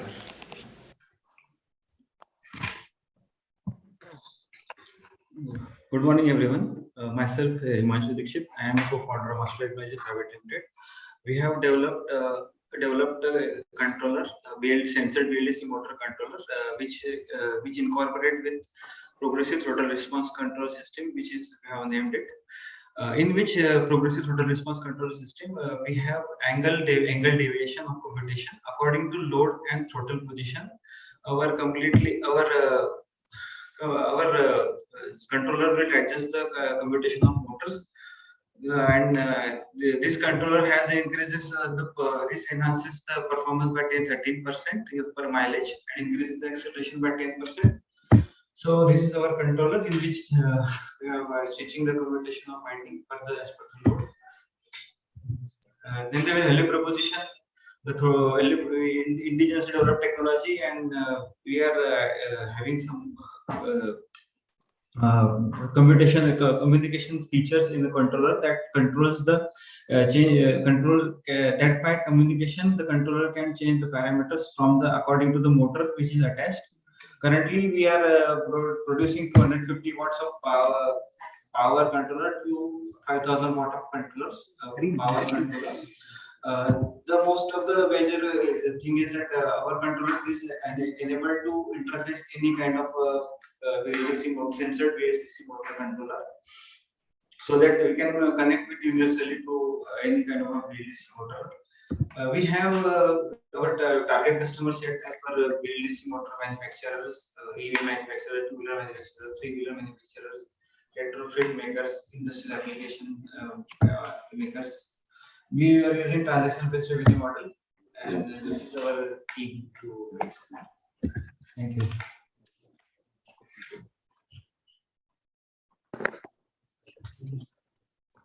Hi, Himanshu.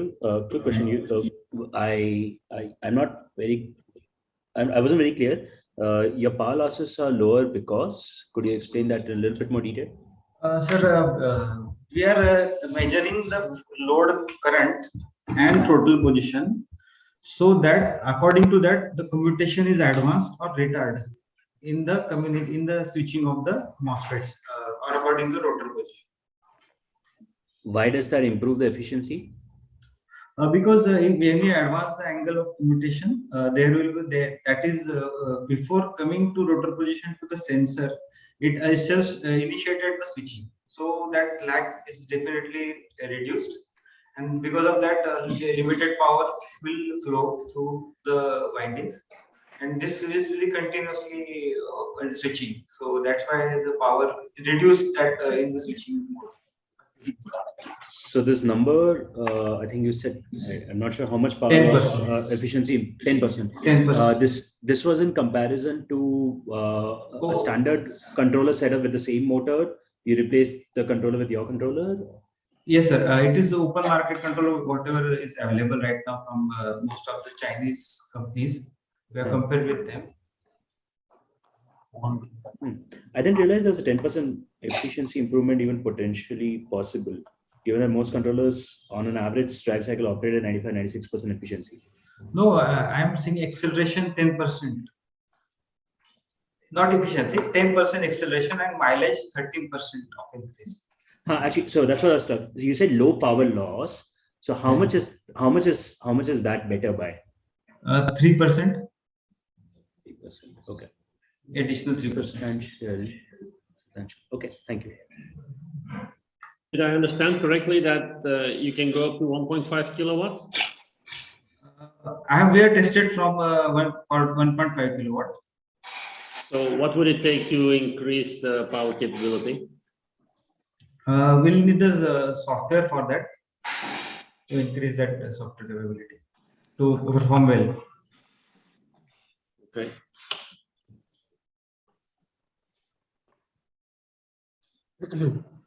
And what's your plan? Sorry, Anupam, you were asking. Nothing. Just any questions? Tarun, please carry on. Okay.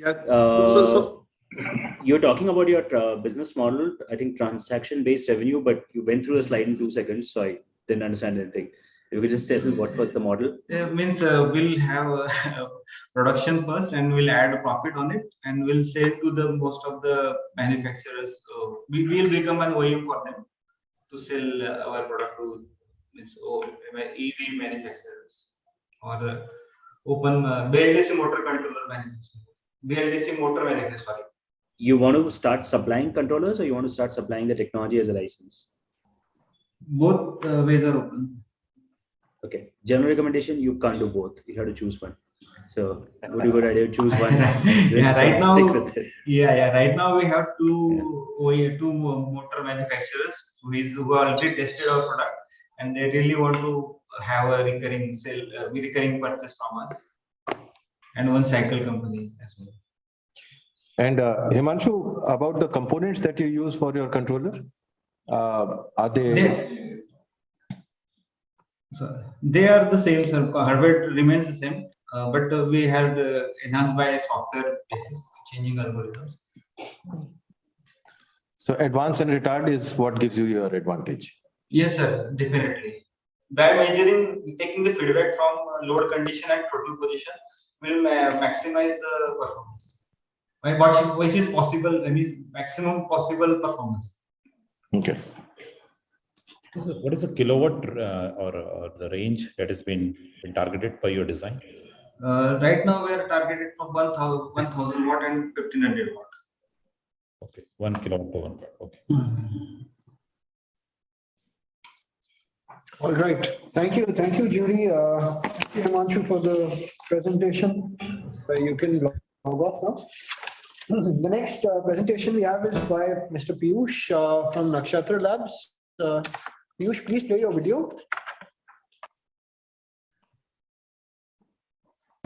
Hello, I'm Bldc, co-founder of Nakshatra Labs, and we are building axial flux motors. Axial flux motors have higher power and torque density compared to the existing radial flux motors. So we are building our product for the two-wheeler and the three-wheeler market, and this is our basic prototype, which contains 2 stators and 3 rotors. So it is a stackable design. So you can see it in working.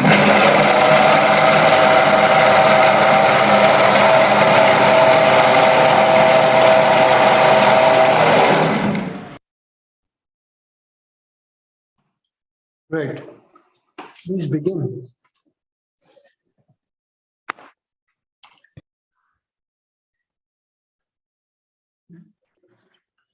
Very good morning to all the jury members. I'm Bldc, co-founder of Nakshatra Labs, and we are working on axial flux motors. So axial flux technology isn't new. It has been, the first patent was filed back in 1890, and since then it didn't come out to some production issues.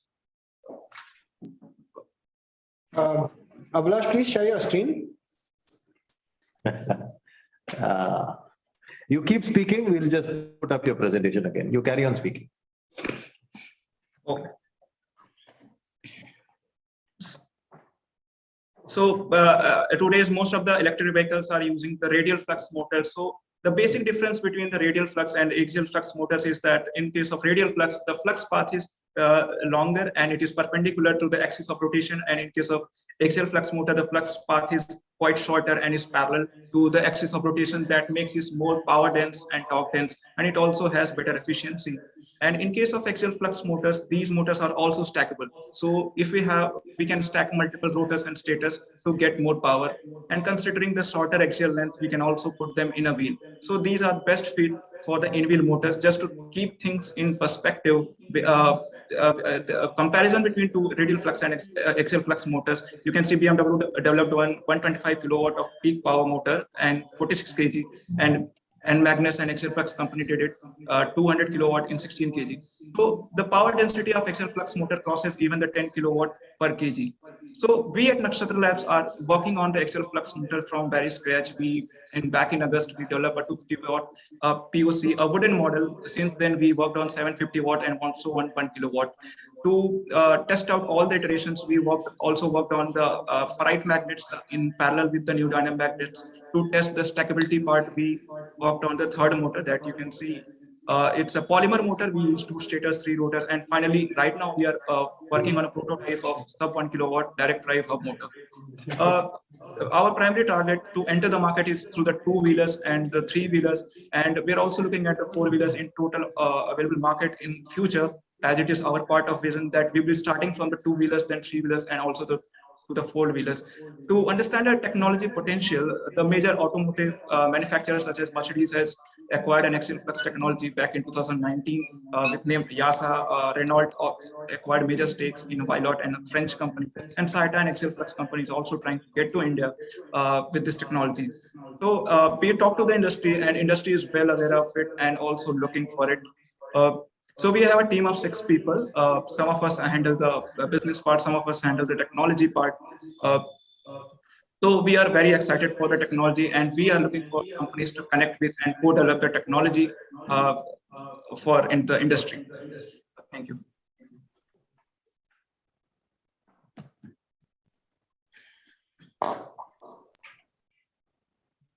Hi, Piyush, Tarun here.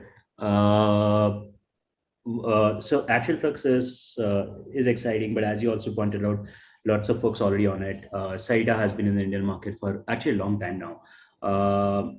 How is your approach different from the existing guys? Are there any differences?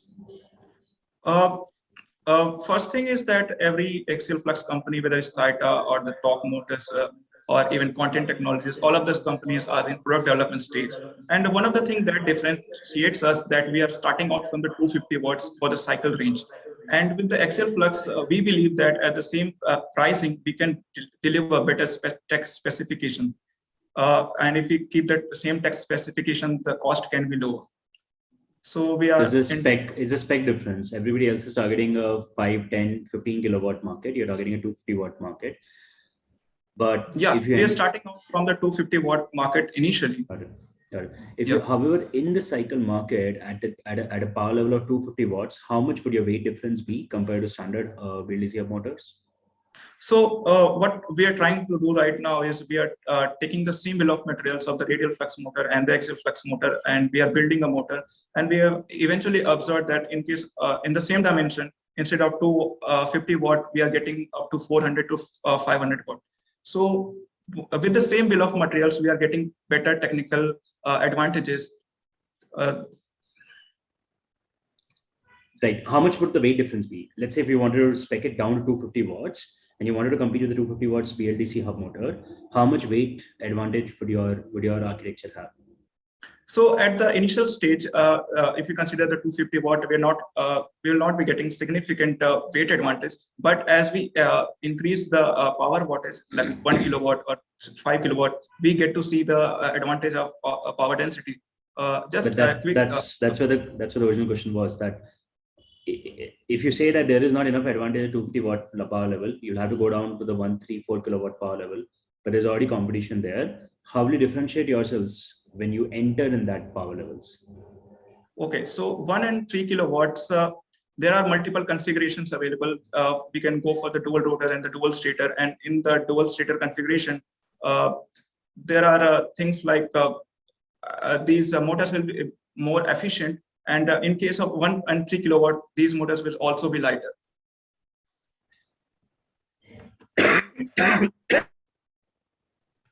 Okay, I'll come back if I have more questions. The challenges you faced while designing this axial flux? So we faced the same challenges that was stopping this motor from coming to the production. The basic challenge is to maintain the air gap in the axial flux motor. So we have developed the solution regarding it to keep the distance between the stator and the rotor, because there is a high interaction between the stator and the rotor.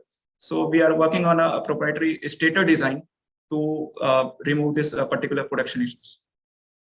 That was sort of the question, what will distinguish and how will you protect it, right? And conversely, are you already infringing on somebody else's patents who may have been in this field, right? What's been your sort of patent search and patent protection, both offensive and defensive?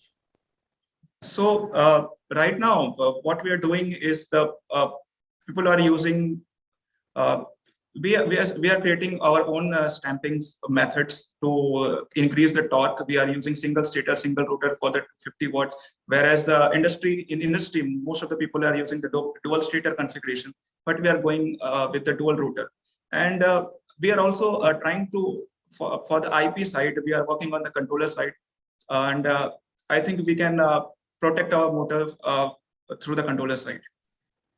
No, my question was that are you infringing on other people's patents? Because sometimes when people write the patents, it's quite broad.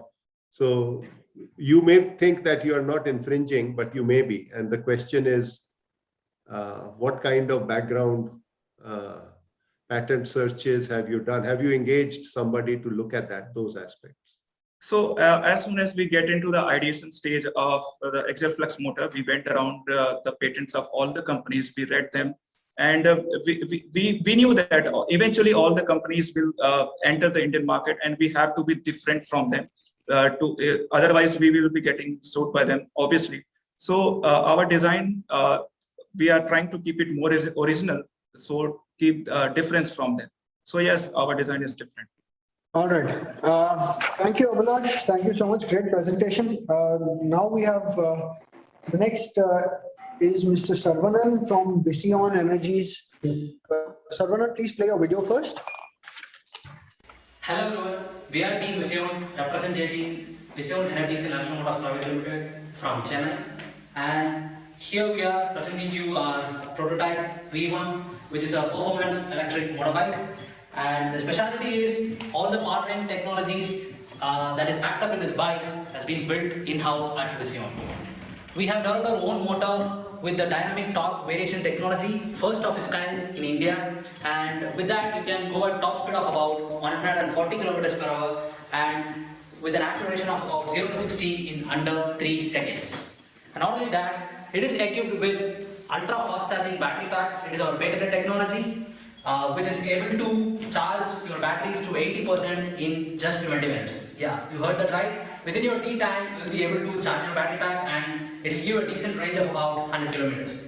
And this is our team who have been known to each other for almost 12 years now. We are from the same college and we have worked for various OEMs. We have come up with a lot of technical expertise, and that is what our prototype V1 conveys. Thank you.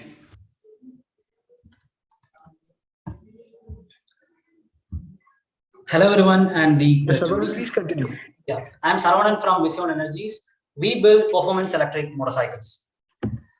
Our vision is to constantly innovate, inspire, and be the best engineered electric automotive company to enhance the mobility and lifestyle of the people around the world. To eliminate the range anxiety, finally we have come up with a motorbike that could be charged just in your tea time anywhere. And not only that, are you the one who is obsessed with hyperspeed?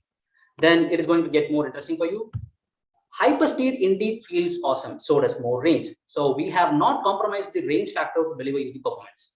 So here I am presenting you our prototype V1 that rides fast and charges even faster.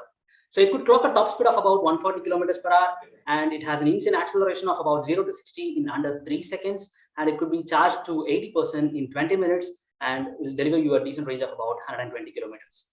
The technology behind this, these numbers have been developed in-house at Vision, and presenting you our ultra fast charging battery pack, which is our patent granted technology, and this is what the reason for your 20 minutes charging time. So it has active thermal cooling system as well as our proprietary BMS.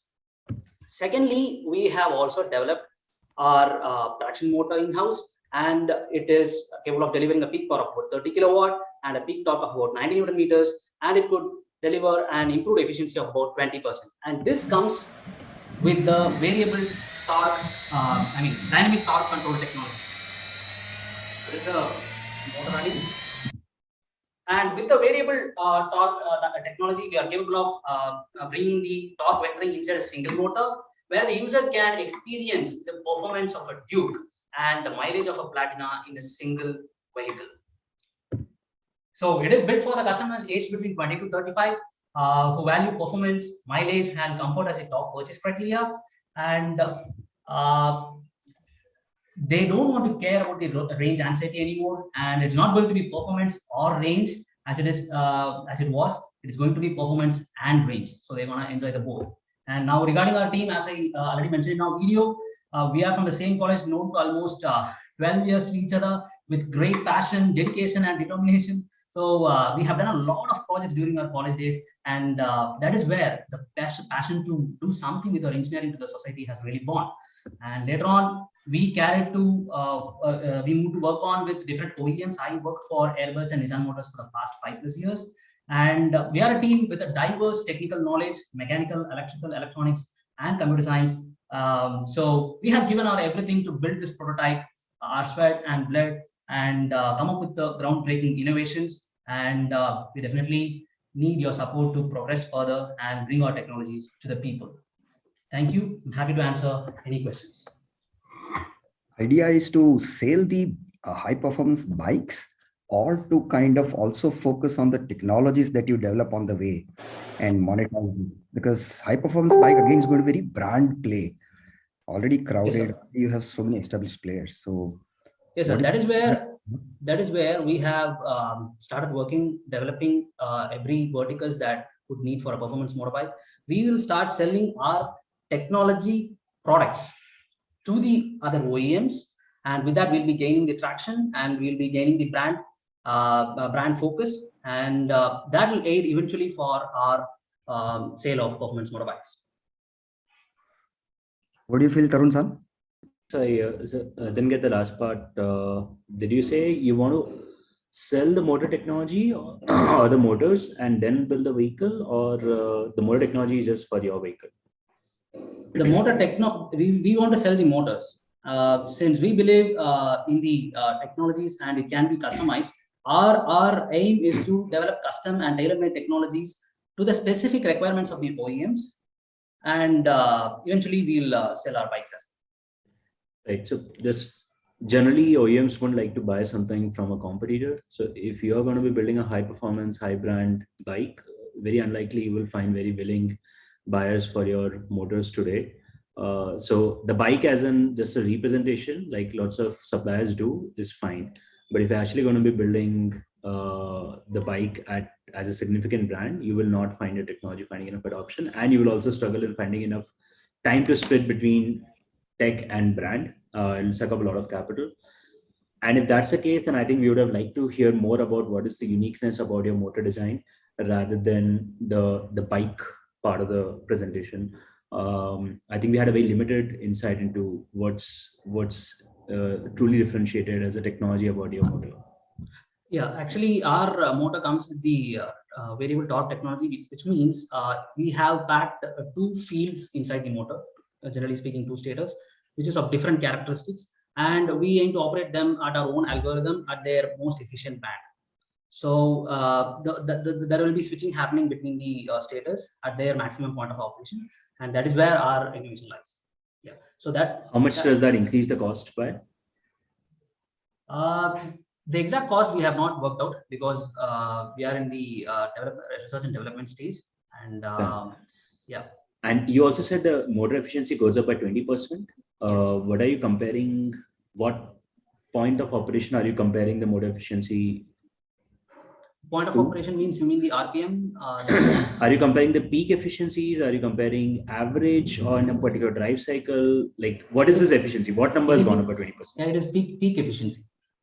That sounds very difficult, because every motor that I know in the market today has a peak efficiency of somewhere in 92, 94, 95%. How do you improve that by 20%? So that is where actually we have not tested the efficiency in physical, but with our algorithms I have tested, and that is the quantitative data that I have arrived at. And I'll definitely. No, I understand. I'm saying, but what do you compare it with? Because if the peak efficiency of a standard motor is 92%, how do you improve that by 20%? So how we got that number is we designed one more motor with the same 30 kilowatt on a single stator rotor configuration, and then we made it through the duty cycles in the simulations, and that is where the. Yeah. So, but then that means you're not looking at peak efficiencies, you're looking at a drive cycle efficiency. That's what my first question was. Okay, I'm sorry. Yeah. Okay. Drive cycle efficiencies, you're seeing a 20% improvement. Yes. Yes. Okay, That's very high. Honestly, if that, okay, that's very high. Sure. Understood. So we can, I have some graphs to show you. So I think Tarun will look into all of that data and get back to you later. Really, it would be good to understand, honestly, like if there's a 20% improvement possible in any drive cycle, then this is the most valuable piece of IP ever created in the motor industry. And we should all be buying it. Shrabanan, you're distracted right now, but I hope you heard what Tarun said. He Understood, said yeah. This sounds to be too good to be true. If it is, then you're sitting on a gold mine, but you need to be very careful about validating those numbers. Definitely, sir. Yeah, I'll definitely get it validated. And right now, all the theory is and the actual calculation part we have. Listen, I understand. I understand it's theoretical right now. Just kidding. But would be very interested if there's something interesting in the technology. 20% efficiency improvement is basically unheard of at this point in the motor industry ever. Right? So actually, it is the range I'm speaking. Like if it doesn't matter. 20% efficiency improvement will reflect in range and improvement. Reflect in everything. You can basically reduce a battery size by 20%, and that's pretty much all the margin that an OEM has. Yeah. It's 10x better than almost anything everybody else is working on. So yeah. What's your battery size? You claimed a range of 120 kilometers, right? Most important question would be what will the cost implication? Because if you're using 2 rotors, then they are an early stage. That was what the first question was. But they're saying it's an early stage. They don't have the answer, so that's fair. Yes. That question is answered. We can't really look at the second one. And also this efficiency, high efficiency, 20% or whatever increase is it's right now theoretical. Yes, sir. Yeah.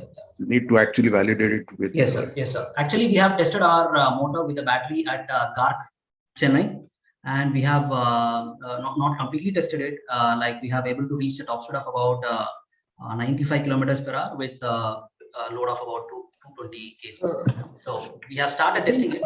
I think Savan and everyone would like to see data and proof of the efficiency increase that you're talking about. So I think generally you can share that with me, and I can share that with the jury as well. We've taken Tarun and Kiran sir. We would definitely look into the costs and efficiencies and inform the jury with whatever data that the startup has right now. Any other last questions? All right. Thank you, Shravan. Great presentation. Next, we have Shama from Weber and Manoj from Weber. Manoj will be presenting. Yes, please play. Hello everyone, I am Shama Agarwal, a co-founder of Weber Electrico. At Weber, we have built an integrated electrical system for electric vehicles. As you can see here, it consists of a battery management system, a battery charger, and a motor controller. Talking about this battery management system, it does more than keeping the battery safe. It displays all the critical parameters on this display, and when the vehicle comes in for servicing, it collects all the data from all 3 subsystems and sends it through this debugging tool onto this display, which helps the serviceman instantaneously service the vehicle. Also, this charger has parameters which are in sync with the expectation of BMS, making sure that the battery gets fully charged properly. This motor controller, its parameter is also in sync with the expectation of the BMS, and it is what is used to drive the motor. As you can see here, it has excellent regenerative braking also, thus giving an excellent experience to the user and giving a good mileage. Thank you.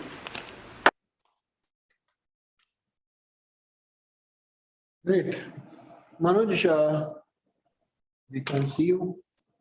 Can you hear me and see me there? Yes. Now we can see you, hear you, and we can see your screen. Please begin. Yeah. Good morning, jury members. I'm Manoj Agrawal, co-founder of Weber. At Weber, we envision to be top tier 1 component supplier to Indian EV ecosystem. Currently, all cost-sensitive EV OEMs import electrical systems from separate vendors in China. These subsystems are not designed to be integrated together, which decreases performance and increases iterations it has to take before launch, leading to delays. At the same time, system reliability and servicing time are compromised. This brings us to a solution, an integrated full stack EV drivetrain, which consists battery management system, battery charger, and a motor controller, all connected and working together as a whole. Our battery management system is already under production, and we expect battery charger and motor controller to go under production by the end of this quarter. Our first principle design approach has enabled us to do business innovations and technical innovations.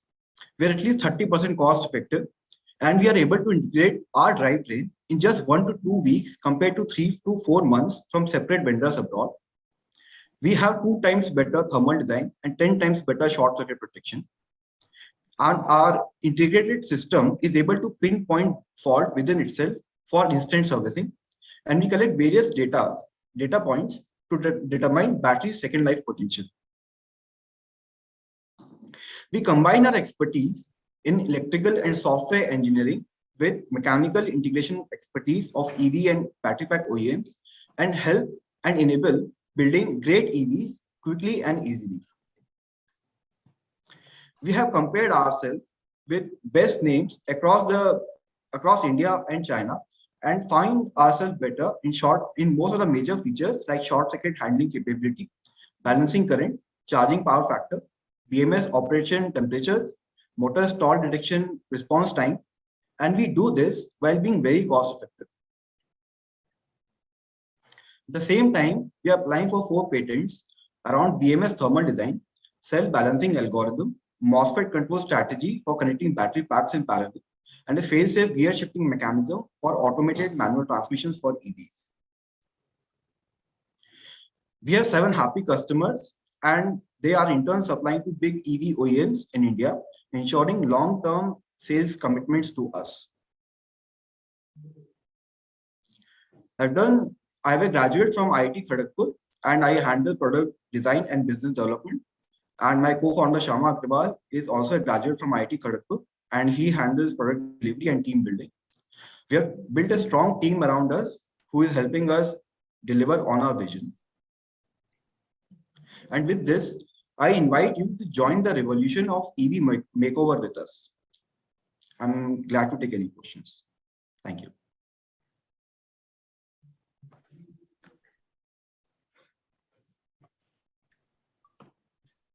Thank you, Manoj. Judy, any questions?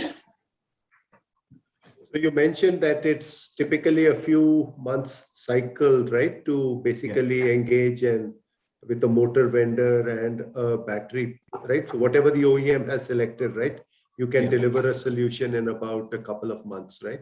Couple of weeks. Couple of weeks. Wow, that is quite amazing. So what allows you to do that? So we have standard operating procedures as in a playbook for every model which is already there in the market, be it a low-speed two-wheeler, high-speed two-wheeler, e-rickshaw, a cycle, or a high-speed three-wheeler. So we have a standard operating procedure or a playbook. We go with that. We go to a battery pack OEM and a EV OEM, and we have all the parameters pre-customized given the SOR that we have. And with that, we're able to integrate our systems very quickly and show them performance improvements and delivery on a SOR to them very quickly. Okay, so you're saying that you have like a parameterized software or you have various knobs, but then I guess a lot of the time gets spent in verification, right? I mean, putting out the first prototype of the software is easy, but sort of making sure that it is field hardened takes time, right? So have you sort of gone through those? What's the typical time that it takes to stabilize the software? It's beyond once the parameters are already optimized given the SOR that has been presented to us, it doesn't take that much of a time, but it's more about the validation on the OEM part that we are delivering on the SOR. But we deliver to our satisfaction and initial satisfaction of the OEM in just 1 to 2 weeks, and they test it to their satisfaction, and we have found that it really goes through really quickly. Okay, good. Where is your manufacturing facility? Currently, we're doing a batch production in Raipur, and we don't do every manufacturing step in-house. Mostly the SMT work and through-hole manufacturing, basically the PCB assembly comes to us from Pune, and we test and quality check in-house in Raipur, and then we deliver. All right. Any other questions, Judy? I have a question from me. I just lost connection.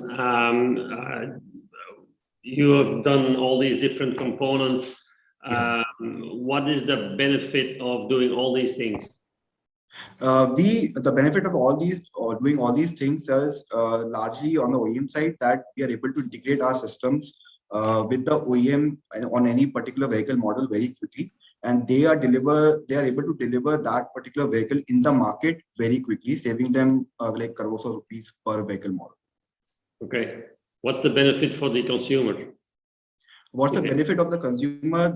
Then comes the reliability part of our subsystems.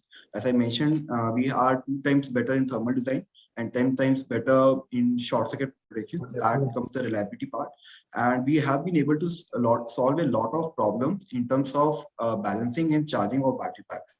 Currently, most of the OEMs are coming from, I'm talking about small and medium-sized OEMs. They are currently coming from a hardware BMSs which comes from China, which are pretty cheap, and also they're coming from like makeshift EV chargers. All are not designed to integrate it together. So right now, when we come with our value proposition, we are able to ensure that battery packs are always fully charged and balanced at a very and this whole system is built at a very cost-effective price. And we are always able to indicate the user that your battery pack is always charged and fully balanced, and you get the maximum use out of your battery. And then comes the servicing part. Our system, which is integrated, is able to detect faults, be it in battery management system, charger, and the motor controller, so that instant servicing can be provided to the consumer. Right now, there is a major lag in even detecting faults or what has gone wrong in a vehicle with all major EV OEMs. So that is also a major pain point that we are solving for both OEM and consumer perspective, that the consumer doesn't have to wait for very long for even servicing. Thank you. Jaggi sir? Yeah, one non-tech question.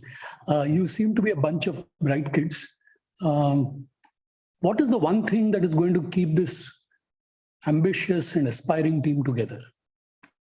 The one thing is the drive to continuously innovate and change how the process of product building in EV space is going on. We, from the ground up, from every small to medium-sized OEM, we want to deliver and cater to a better product delivery and product building experience. And we want to even very basic level, at a very basic level, we want to improve the quality of EVs that are coming in India. And we believe that the electrical systems are a heart of it. And if we do it better continuously and improve on it, we would be able to stick together and develop more technologies later on. Wonderful. Thank you. How much investment you have put already? How much investment you have put already? We have bootstrapped 1 crore of capital in the company, and that has gone to the product development and initial pilot tests. Okay, thank you. So all held by founders here. Yeah. Thank you. All right. Thank you, Manoj, for the great presentation. Now we have the last presentation for the day, Jaideep from Zenester.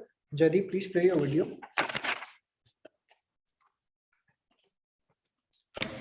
Hello, my name is Jaideep Virangam. I'm the co-founder of Zenester Innovation Private Limited. Currently, through this EVangelise event, we have developed a 500 watt direct drive motor. It is the proprietary technology. We have integrated the fins inside this motor. The main advantages of this motor is during the extreme loading and during high speed, the heat dissipates through these fins. So the performance remains consistent and the efficiency during the extreme temperature condition remains constant. So these are some of the advantages of this motor, and it is also made up with the premium aluminum material, which is very suitable for the Indian weather condition.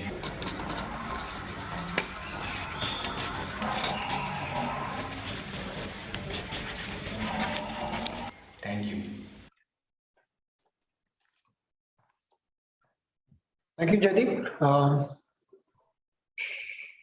You can continue with your presentation.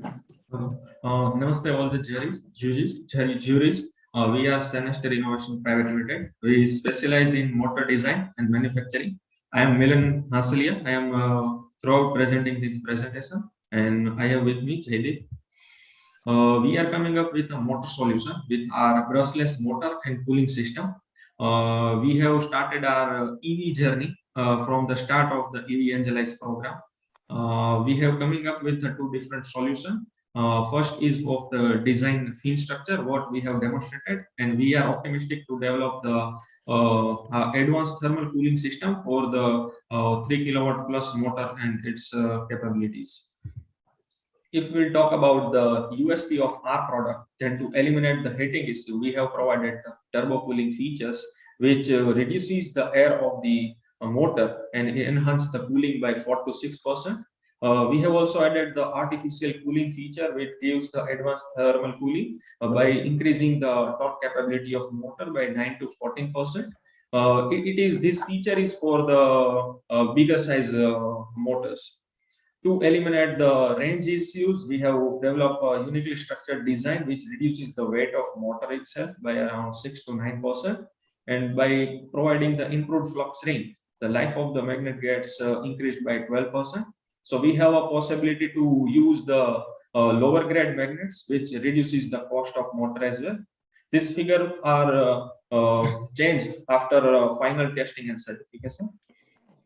This is our competitive analysis of motor developer other countries. There are a lot of different companies from the national and international players.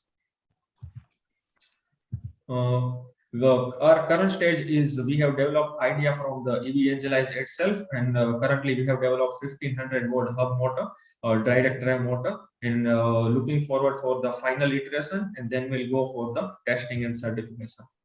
This is the whole team behind the idea. I myself, Milan Hasalia, I'm looking for business development and finance into the company with my co-founder Jaideep. Is looking for the R&D and the technology with my team members.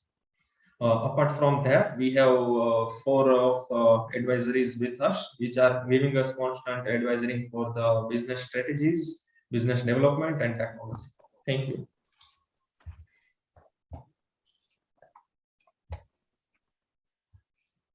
So you have a patent for this cooling technique.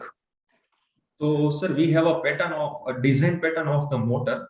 So it is not specific to the technology. So it can be implemented to the Bldc, PMSM, SRM, any of the motors.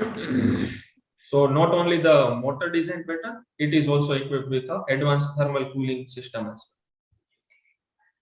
well. What is the uniqueness of this cooling system?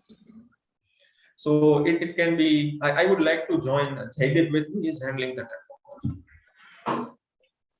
Sir, we have integrated the fin structure for this thermal management system, and for these 3 kilowatt plus beyond the category kind of things. So we'll be having the fluent water coolant and some refrigerant. So that will be cool down the overall heat generated inside the motor during extreme loading and speeding condition. How easy it is to copy by somebody else? Actually, sir, it has varieties of parameter of components, smaller components. So the manufacturing and the customization will be little tough to understand. So it will take time to copy things.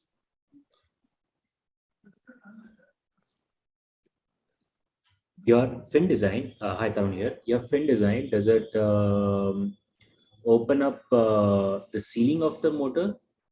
I wasn't very clear what's the fin design. So I'm just guessing from what I understood on pictures. Does it, like most motors have to be waterproof, right? IP65, ideally IP67. Your fin design, does it violate that? Yes, sir.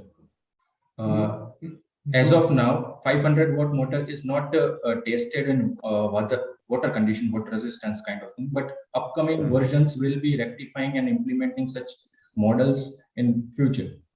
And the second prototype, this is the first product which we have developed throughout this EVangelise event. It felt like your fin design basically exposed the air has to go through the internals of the motor. So there is no way that you will be able to then waterproof the motor, correct?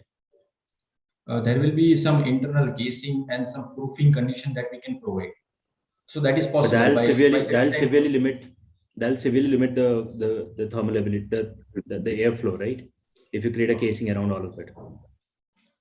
So it's like the internal casing is not exposed to the fin structure. The fin structure is provided in the inside of the coil, so it cools the stator as well and leaves the motor.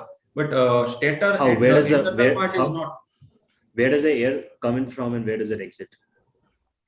So that is not specifically that is not specific that from where it enters and where it goes, because throughout the riding condition, the overall heating it is already exposed in air. That's what I'm saying. It did seem exposed, so it can't be then waterproofed, correct? You can't close the entire thing inside a waterproof casing. But correct? No, sir. Actually, that we have bounded by the ball bearings, waterproof ball bearings. The casing means once you will see, I will share the design for more detail so that you can understand the pure technical things in a very detail. I read in your slides you mentioned the heat pipes to transfer heat in the motor. Is that correct? Yes. So can you, is that something that is used before in electric motors of this power class? In hub motor, no such invention is taken care of. It is only implemented in in-runner motor.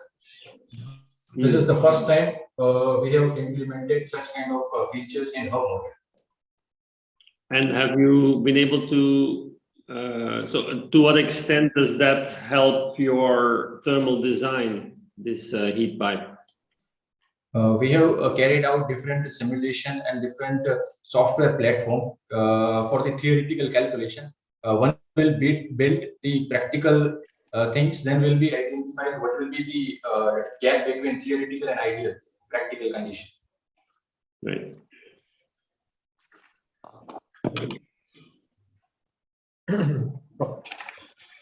All right. Any other questions by the judges? So I would like to just add a couple of things. So we were initially working from last 2.5 years plus. We have started from drone motors, and just from the start of EVangelise, we have started to build this EV.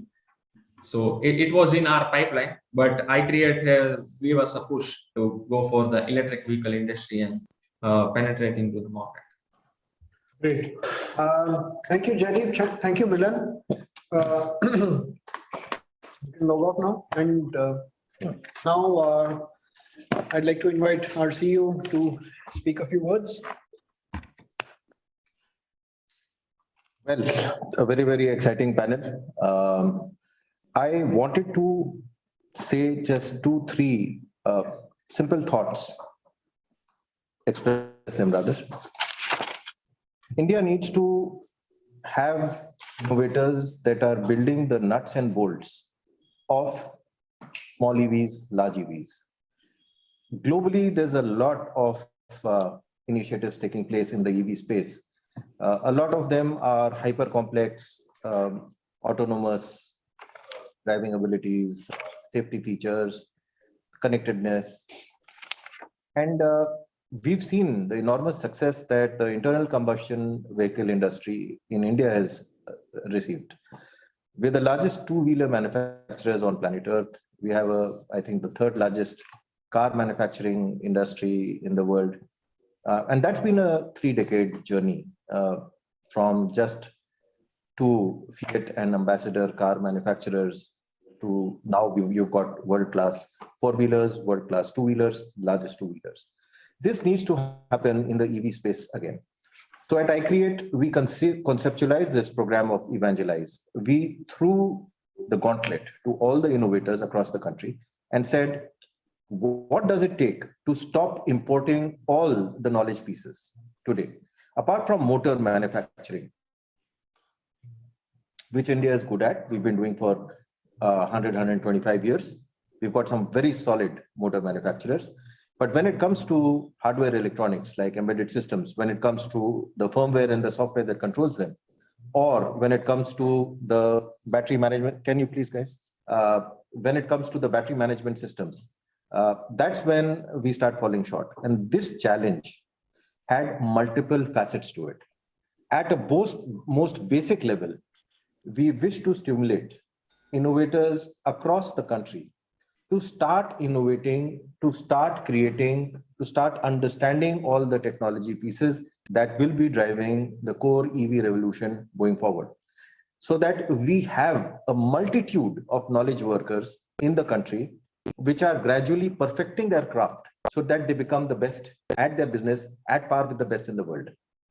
Their journeys are going to be diverse. Some of them are going to become large companies in their own right.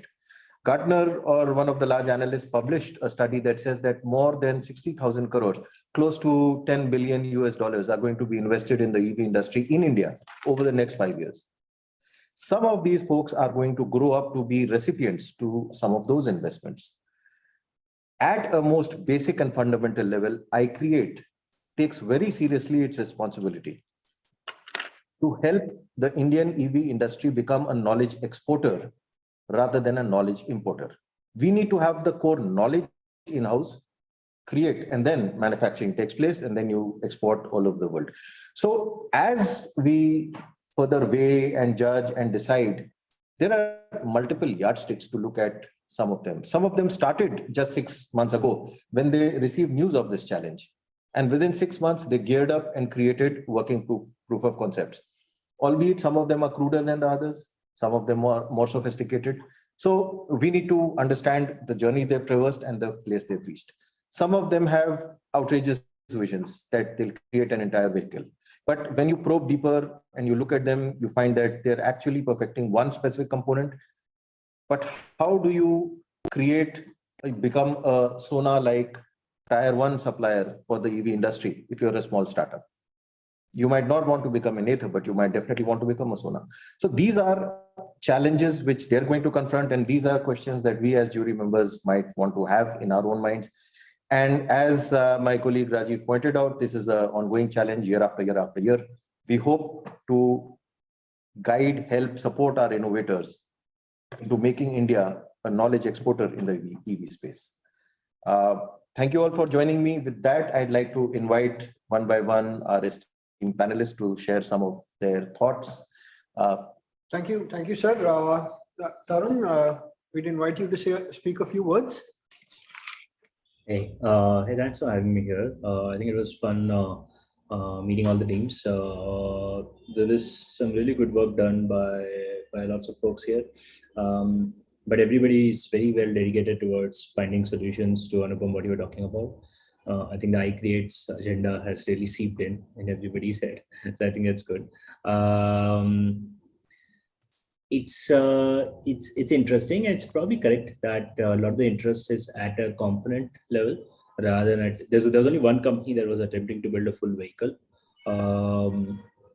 It's a smaller opportunity building components, but I also agree it's like possibly 10x more likely opportunity to sort of enter the market. I think some of the tech was at an early stage and can probably, and ideally I would say should probably be given another 6-9 months of evolution before it really is judged. There could be a lot of promise that's not understood yet. But all of it is very interesting. In fact, there are a couple of ideas that I've hit notes of, and we at Ather would definitely love to sort of understand more about and keep in touch with the teams. Yeah, it was a fun session and lots of good notes here today. Yeah, really enjoyed it. Thank you. That's music to our ears. Thank you, Tarun. Stefan, please, some views. Yeah, I opened the document with the one slide per company, and I was very surprised to see so much talent and people on the learning curve and going towards, a business target in an industry that is very close to what I'm working in every day. We're recruiting people on a daily basis for this industry, and it's quite difficult to find people that are specialized in BMS and all power electronics, and yet I see they're all here. I was really surprised and pleasantly surprised, because India really, as you said, needs to learn and move forward quickly. This session was very interesting, very technical. I think I've been involved in several pitching sessions and pitched myself in the past, and this was, I would say, on average, more technical than what I'm used to. Less focused on the business. If these business leaders want to truly pitch for capital, I think they'll need to focus more on the business and the value proposition, clearly state what they want, how they're going to return the money to shareholders and investors, how long it will take, what the risks are. That was missing in these presentations for me. I think almost generally it was more about the technology, which is okay at this stage. I don't think this was a pitching session for growing the company. So from that point of view, it's good. Yeah, very interesting, and I'm very happy to have joined, and I look forward to the next one actually. Thank you for those kind words, KJ sir. Your thoughts? So, yeah, it was a very interesting session. I mean, this is my first exposure to the EV space. So I did do a lot of reading last week and trying to understand the different motors, the different issues. And I think from my experience in sort of various industries, I think one thing that could really be very fascinating is to really come up with the right interfaces between the different subcomponents and the different interconnects, so that there can be some level of standardization and people can build the best of A, the best of B, the best of C, but then the interfaces are well defined and people can innovate specifically. Otherwise, what happens is you need to essentially be vertically integrated, like an Ather or the other startup that was building a whole vehicle. And even in terms of the controller, I guess that idea I liked because they were addressing all the different aspects. But if the overall architecture of an EV system is sort of built much like in software, right? We have the operating system, we have the kernel, we have the application layer, we have various things, and there's well-defined sockets and various things that things communicate and sort of are responsible for controlling. Then I think there can be a multiplication of sort of the idea. Otherwise, you succeed on three things, but the one thing that you didn't do well sort of spoils the product, right? And I think in that sense, and it also opens up the field for people to innovate in their specialization. So for example, somebody in power electronics needn't necessarily understand all the things with respect to the aesthetics of the final product or with respect to some other aspect of the design, which may be a make or break. So I think it's very good. I think what the people are working on is the know why and not the know how. And I think doing the experiments and trying to figure out where the failures are and what are the key problems that as you sort of scale the product will, I think, serve all the teams very well. So look forward to sort of being part of the journey. If in any way we can contribute, would be welcome. Thank you. KJ, either you've been reading the collective iCreate mind, or we think very much alike, because your thoughts on the kernel, the layer, the sockets is exactly what iCreate hopes to be driving in small as well as large vehicles. But and so we see a willing and a happy collaborator in you. We'd love to take you up on your offer. Thank you so much. Thank you, KJ sir. Over to you, Kiran sir. Thank you for this session. I think it was very interesting. Firstly, the 10 different companies, nice interacting with them, understanding what they are up to.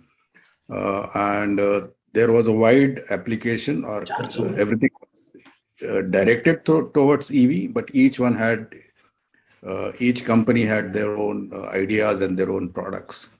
I could see everyone was very passionate about his ideas. There was good communication, so they were able to bring or sell their ideas or their ideas to us. Of course, everybody is in early stage, so it's going to take some time before they can come to some maturity. I would have just 3 comments for all of these startups. I think firstly and foremost, I think market and the customer is most important. So what is a customer? What is that customer's first you need to define and identify who is the customer very clearly, and then find what are the pain area that you are wanting to address, going to address, and work around that. So that is what was not very clear in every case. Other thing which I found was, of course, this is in early stage, so this is obviously going to happen, but most of the cases were more towards theory than practice. So the advantages or benefits were presented, but they were mostly on paper or on theory. If we could see the actual results of at least some of the proof of concepts, that would give us some idea about the future success. Finally, one word of advice to all of them is to also look at future, how your company is going to be sustainable in future, because just like this revolution of EV, I think going forward, there are going to be new things coming up. Technology is going to change, customer is going to change, needs are going to change, and how your company or your startup is going to address those challenges coming in the future. So should also look at those going forward. That's what I would like to say. Thank you. Thank you, Kiran sir. Over to you, Karthikeyan. Yeah, so before I give my comments, one question to Anupam. Anupam, as EVangelise, this entire platform that you're providing to this concept creators, wannabe entrepreneurs, the journey so far, which has been shown today, because this is mostly at the proto level, or rather on the pre-commercial or pre-revenue stage. Yeah. Is EVangelise journey with this is only up to this stage, or taking them or handholding them forward as well? Innovation to industry. Joe, the rules that apply to Karthikeyan apply to all of them. Okay. So first identify good innovators, then take them up to industry level. Right. It's a long journey, and like we said, it's the first year. So basically, so basically here, the thing is, as I'm sure other jury members also did mention, that the product, what I could observe, that they have been at a proto level. Yeah, correct. Do you think that now this has been also personally a great learning for me, especially is on the motor sides and the controller side, which I always aspire to spend more time, but I couldn't do so because of the bandwidth that I need for EV charging business. But is there a way that the next pitch session with other jury members or us, or maybe other participants, can be at this, each of the startup can be bought a slight maturity level, that moving from a proto to some kind of a pre-revenue stage? I mean, then we have more clarity, because when I declared this, that I'm part of this jury panel, yeah, many of the fellow members from the industry, they wanted to know, when can they invest? Yeah, because everybody thinks that there's a great pitch session, and now they are also looking for. So let me quickly address that one. Please. You cannot have investment-ready companies unless you go through this stage. This stage was a tech innovation stage, not an investment stage. Correct. So this is the sort of. Yeah. So I'm not expecting that this is an investment stage. Obviously, what I think for us also to connect, because all the jury members, fortunately, they come from not from the industry, where most of them are entrepreneurs by themselves and very well connected, and there could be a lot more value add that can come. It can even happen that, as I'm just saying, that if the product was at a very closer to a launch stage, for example, yeah, moving from prototype to a product, yeah, then I think we can take a sprint also. I mean, what I'm saying is that EVangelise can utilize the bandwidth available, yeah, by the fellow industry member, by the jury members, and so on to go forward. But this stage, in a way, let me congratulate the entire team of EVangelise for at least encouraging the wannabe entrepreneurs, or engineer terms entrepreneurs, which is probably the much needed ecosystem in this country. Yeah, even if I'm sure my fellow members who come from e-mobility industry, yeah, we have seen a lot of copy paste processes in the industry. very few companies, have truly innovated. And I'm sure I've never met Tarun earlier, never interacted, but for the first time I'm sharing the dais with him. And he and his team has really done a great job of creating a two-wheeler ground up compared to many other one-way two-wheeler manufacturers in the industry. I mean, this is one example, but I'm sure there are several examples which come from other industry play as well. But if this all I can see that while the journey with EVangelise has just started for this new young entrepreneurs, but a kind of leadership, Anupam, that your team that will give them, or the platform that you will provide to them, is going to be an amazing I would say breakthrough in terms of access to resources, access to capital, access to the industry, networks, and so on and so forth. But personally, I feel that if this product can just be moving away from proto to that product or applied product stage, I think we can really contribute a lot. We can do a lot. Fair point. Fair point. Fair point. Thank you, Karthikeyan. And Mr. Mayur, would you like to speak a few words? Yeah, thank you so much. Won't take a long. First of all, it was a very educating session for myself, especially coming from a sector agnostic point of view. Just taking 2 steps back, what I feel when I was writing my, comparing it to Japan, the stage of India right now we are in, it resembles a lot with the early stage high economic growth of Japan. From a very interesting viewpoint, that young demographics or youth of the nation takes it upon themselves to solve the problem and not leave it to large industry or to the government. And that is common now in India, and that used to be common then in Japan. And I have a great hope for next 20 years. And today there were quite a few rough diamonds. I say rough because obviously the reasons already been mentioned, but they really were diamonds. 70 or 80% of them were really young people. And we, as a fund, already have a few investments in early stage companies. In Japan, we also come more in the collaboration with the academia. I'll do the introduction. And the enterprise. And one more thing that I'm doing, and probably, of course, quite a few of them are in early stage. But since we have an excellent program along with the Japanese government here as well as a fund, we are also trying to see if there is an industry connect with Japan as well for some of those companies to, try out their technology or, utilize their capacities. Out of the 1,500 companies invested in India, 70% are in manufacturing. Quite a lot of them are in space, which is very relevant to this one. And the second point is some of those ideas might have a global implication as well beyond EV, especially when you look at the storage side of it or improving the efficiency side of it.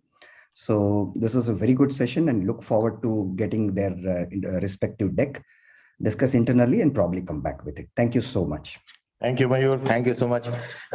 It's with great pleasure that we welcome Professor Vijay Raghavan, the Principal Scientific Advisor to the Government of India, to this session. Apart from being the PSA to the Government of India, he is also, we are honored to have him as our PSA, a friend, philosopher, guide, and he's been with iCreate, guiding us at moments of crisis, directing us with the appropriate advice. And sir, very briefly, you missed a fascinating session, but I understand you were chairing a very serious session elsewhere. We had 10 very interesting innovators selected out of 400 from across the country. This process took about 6-7 months to complete. It went through 3 stages. First, the ideation stage. Then we encouraged them to simulate on software. Then we encouraged them to build their solution. So that grounds up, we are able to help create innovators in the knowledge of EV subcomponent space, and then hopefully to build them into businesses. On the panel with you, sir, are Tarun Mehta from Ether Energy. We have Mr. Kiran Deshmukh from Sona BLW Precision. We have Mr. KJ Singh from Tejas Networks. We have Mr. Mayur Shah, an investor from Japan. We have Mr. Stefan Lewis from Excite Launch, and we have Mr. Karthikeyan Hiryani from Texo Charge Zone, our own supported startup, which is doing well in the charging space. Sir, over to you. Some words, sir. Thank you very much, Anupam. This is really a stellar cast on the screen, and also what you have done in a ground-up stimulation of innovation and enterprise in this sector is extraordinarily commendable. I just feel like an interloper coming in at the end of the session, but I really apologize. I would love to be there right through. Fortunately, I'm familiar with many of you here and also reasonably familiar with the innovation ecosystem broadly and in the EV sector. Let me just make 2 or 3 very quick points. I don't like to go on, particularly, not having been there in the session. One thing which is striking to all of us interacting with potential innovators and entrepreneurs is their extraordinary zeal. And that's something which is evident. And many of you have matured through that process to become top companies. KJ Singh and Tejas is an example of how staying through and getting into the details and being really top class in engineering can be productive. But at the ground level today, this zeal, to be slightly critical, needs to be matched with deep domain expertise and or access to that expertise. Otherwise, there is a danger that you'll fall by the wayside for reasons which are entirely avoidable. Entrepreneurship is tough as it is, but you don't want to fall by the wayside for relatively obvious and simple reasons. You want to fall and learn for more complex reasons. And there we need to have a much better connect with the national and global ecosystem in every kind of technologies, so that the best advice from a scientific perspective, but also from a techno-economic perspective comes in. The techno-economic part is substantially missing in our discussions with entrepreneurs in our ecosystem. We assume that making a reasonable product, prototyping it, is sort of at the end of the journey. Well, that's only the beginning. And you can have a really top quality product, but you need to go through the competitive system, which requires kinds of mentorship. So, I've sort of been saying this for some time, but we need high quality mentorship at the individual level so that this process takes place. How does that one attain that? Those who have connections and pedigree can do that. Leave those aside. It is organizations like iCreate which can make sure that everyone who needs access in a particular domain has access, both technologically, financially, techno-economically, and in terms of how does one stay through in a complicated process. This is, of course, used to be done at modest levels in multiple locations. I know of incubators, for example, in the Bangalore area. Axelor does that well, which Chris Gopalakrishnan and others are pushed. But today, the tragedy of the pandemic has a side which allows us to reach out and do this virtually. It's not the best as having people together in the same room. That must happen, and we must try our best to do that. But it is something which we need to use. So that is one aspect. The second aspect is about the EV sector in particular, is what as entrepreneurs do we want to do? Whose problem are we trying to solve? And that is something which needs a connect with industry across the spectrum over there. So entrepreneurship is solving a problem stated by someone rather than having a new mousetrap and trying to market that to people who want to buy it. That way, at least you get started. If you're solving someone's problem specifically, you get started on a direction of viability while you invent and market your mousetrap. So that's the second point. The final point I'd like to make is about the global situation. Supply chains and global innovation are also something to be kept in mind. We are not, there's no point being number one in Karol Bagh. You want to be number one, in the world. And therefore, this global interaction is something very critical. Benchmarking, looking at strengths, weaknesses, opportunities, threats. Those are critically important, and entrepreneurs are so stuck in getting their next day's work done that they sometimes miss this, both in terms of opportunities and risks. And there too, advice is necessary. So with that, I'll stop here, and congratulations on what you've done. And one thing I would agree with Anupam is my office and I are available anytime to him and iCreate and to all of you for anything you need. Thank you very much. Thank you, sir. Thank you so much. I'd now like to invite one of the founders of iCreate. Close to 10 years ago, they had a dream which is now in front of you, coming to fruition. Mr. Tyagarajan Iyer. Namaskar. First of all, Professor Raghavan, it's so inspiring to have you and listen to you. Rarely I see scientists who are able to appreciate and get into the hearts of entrepreneurs and their entrepreneurial journey. I think you will stand out as one of those very rare individuals, and you've nailed many things at one go.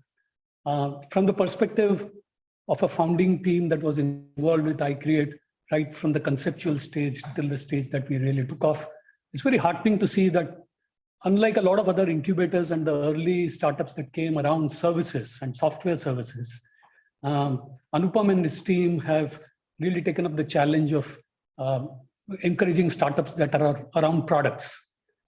Products is always a difficult journey, very challenging journey.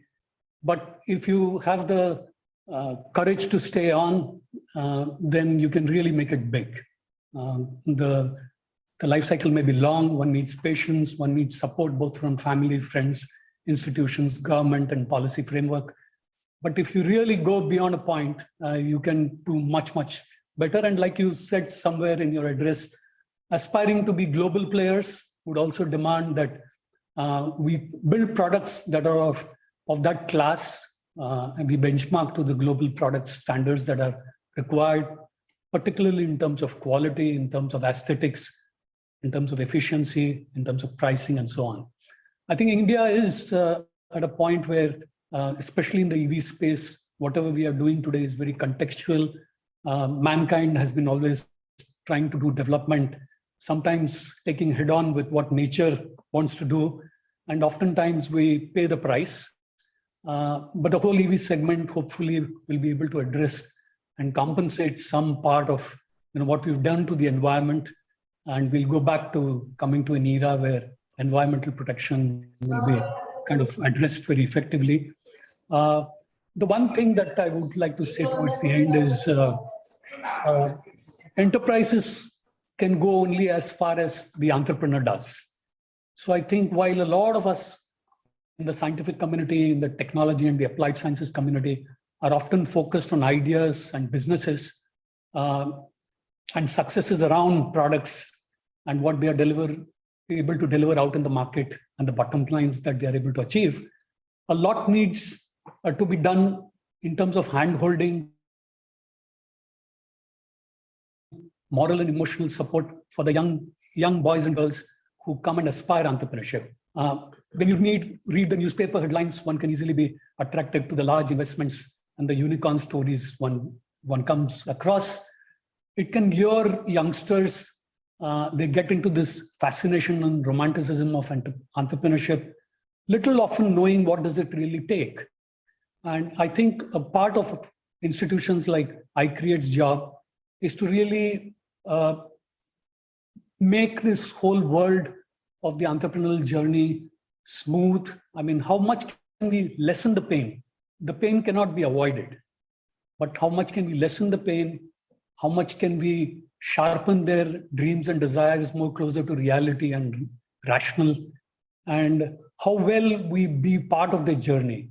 One of the things we've always believed as a founding team is everybody in here, as Anupam as his entire team is, we ought to collectively see and relish the joy in which the entrepreneurs get out of being here. For us, that is the ultimate thing, It's success and money and newspaper headlines is an outcome of doing many things right at the right time and place. We have to really ensure them that they are in that right time and place, and we give them all the support that they require. From the bottom of my heart, I would like to thank the entire jury, They represent some of the best of companies. They have themselves, many of them being first generation entrepreneurs. They had such wonderful feedback to give to our young team this morning. Thank you very much for being there with us. And I can see that you were also excited that you would like to be part of the journey, even going farther. Like Anupam said, we want to take this idea to enterprise. It's not a quick journey, it's a long journey. There'll be lots of times when they have to pivot, they have to change, they have to be resilient. Their co-founders have to share the same dreams together. A number of things will fall in line, but we have to be there every time that they need us. I really see all of you as being part of our larger support system and ecosystem. And Professor Raghavan, like always, we look up to you, one of those inspiring leaders representing the government, representing the scientific community, to be with us always. Thank you from the bottom of our hearts. May God bless. Namaskar. And thanks to those very, very bright innovators who made this worthwhile, I'm sure, a very worthwhile morning for all of us. With this, we'll stop the live beaming. This session also comes to an end. We'll be sending a separate link to the jury members for a quick 10-minute catch-up. But thank you all. Thank you very, very much. Thank you, sir. Thank you.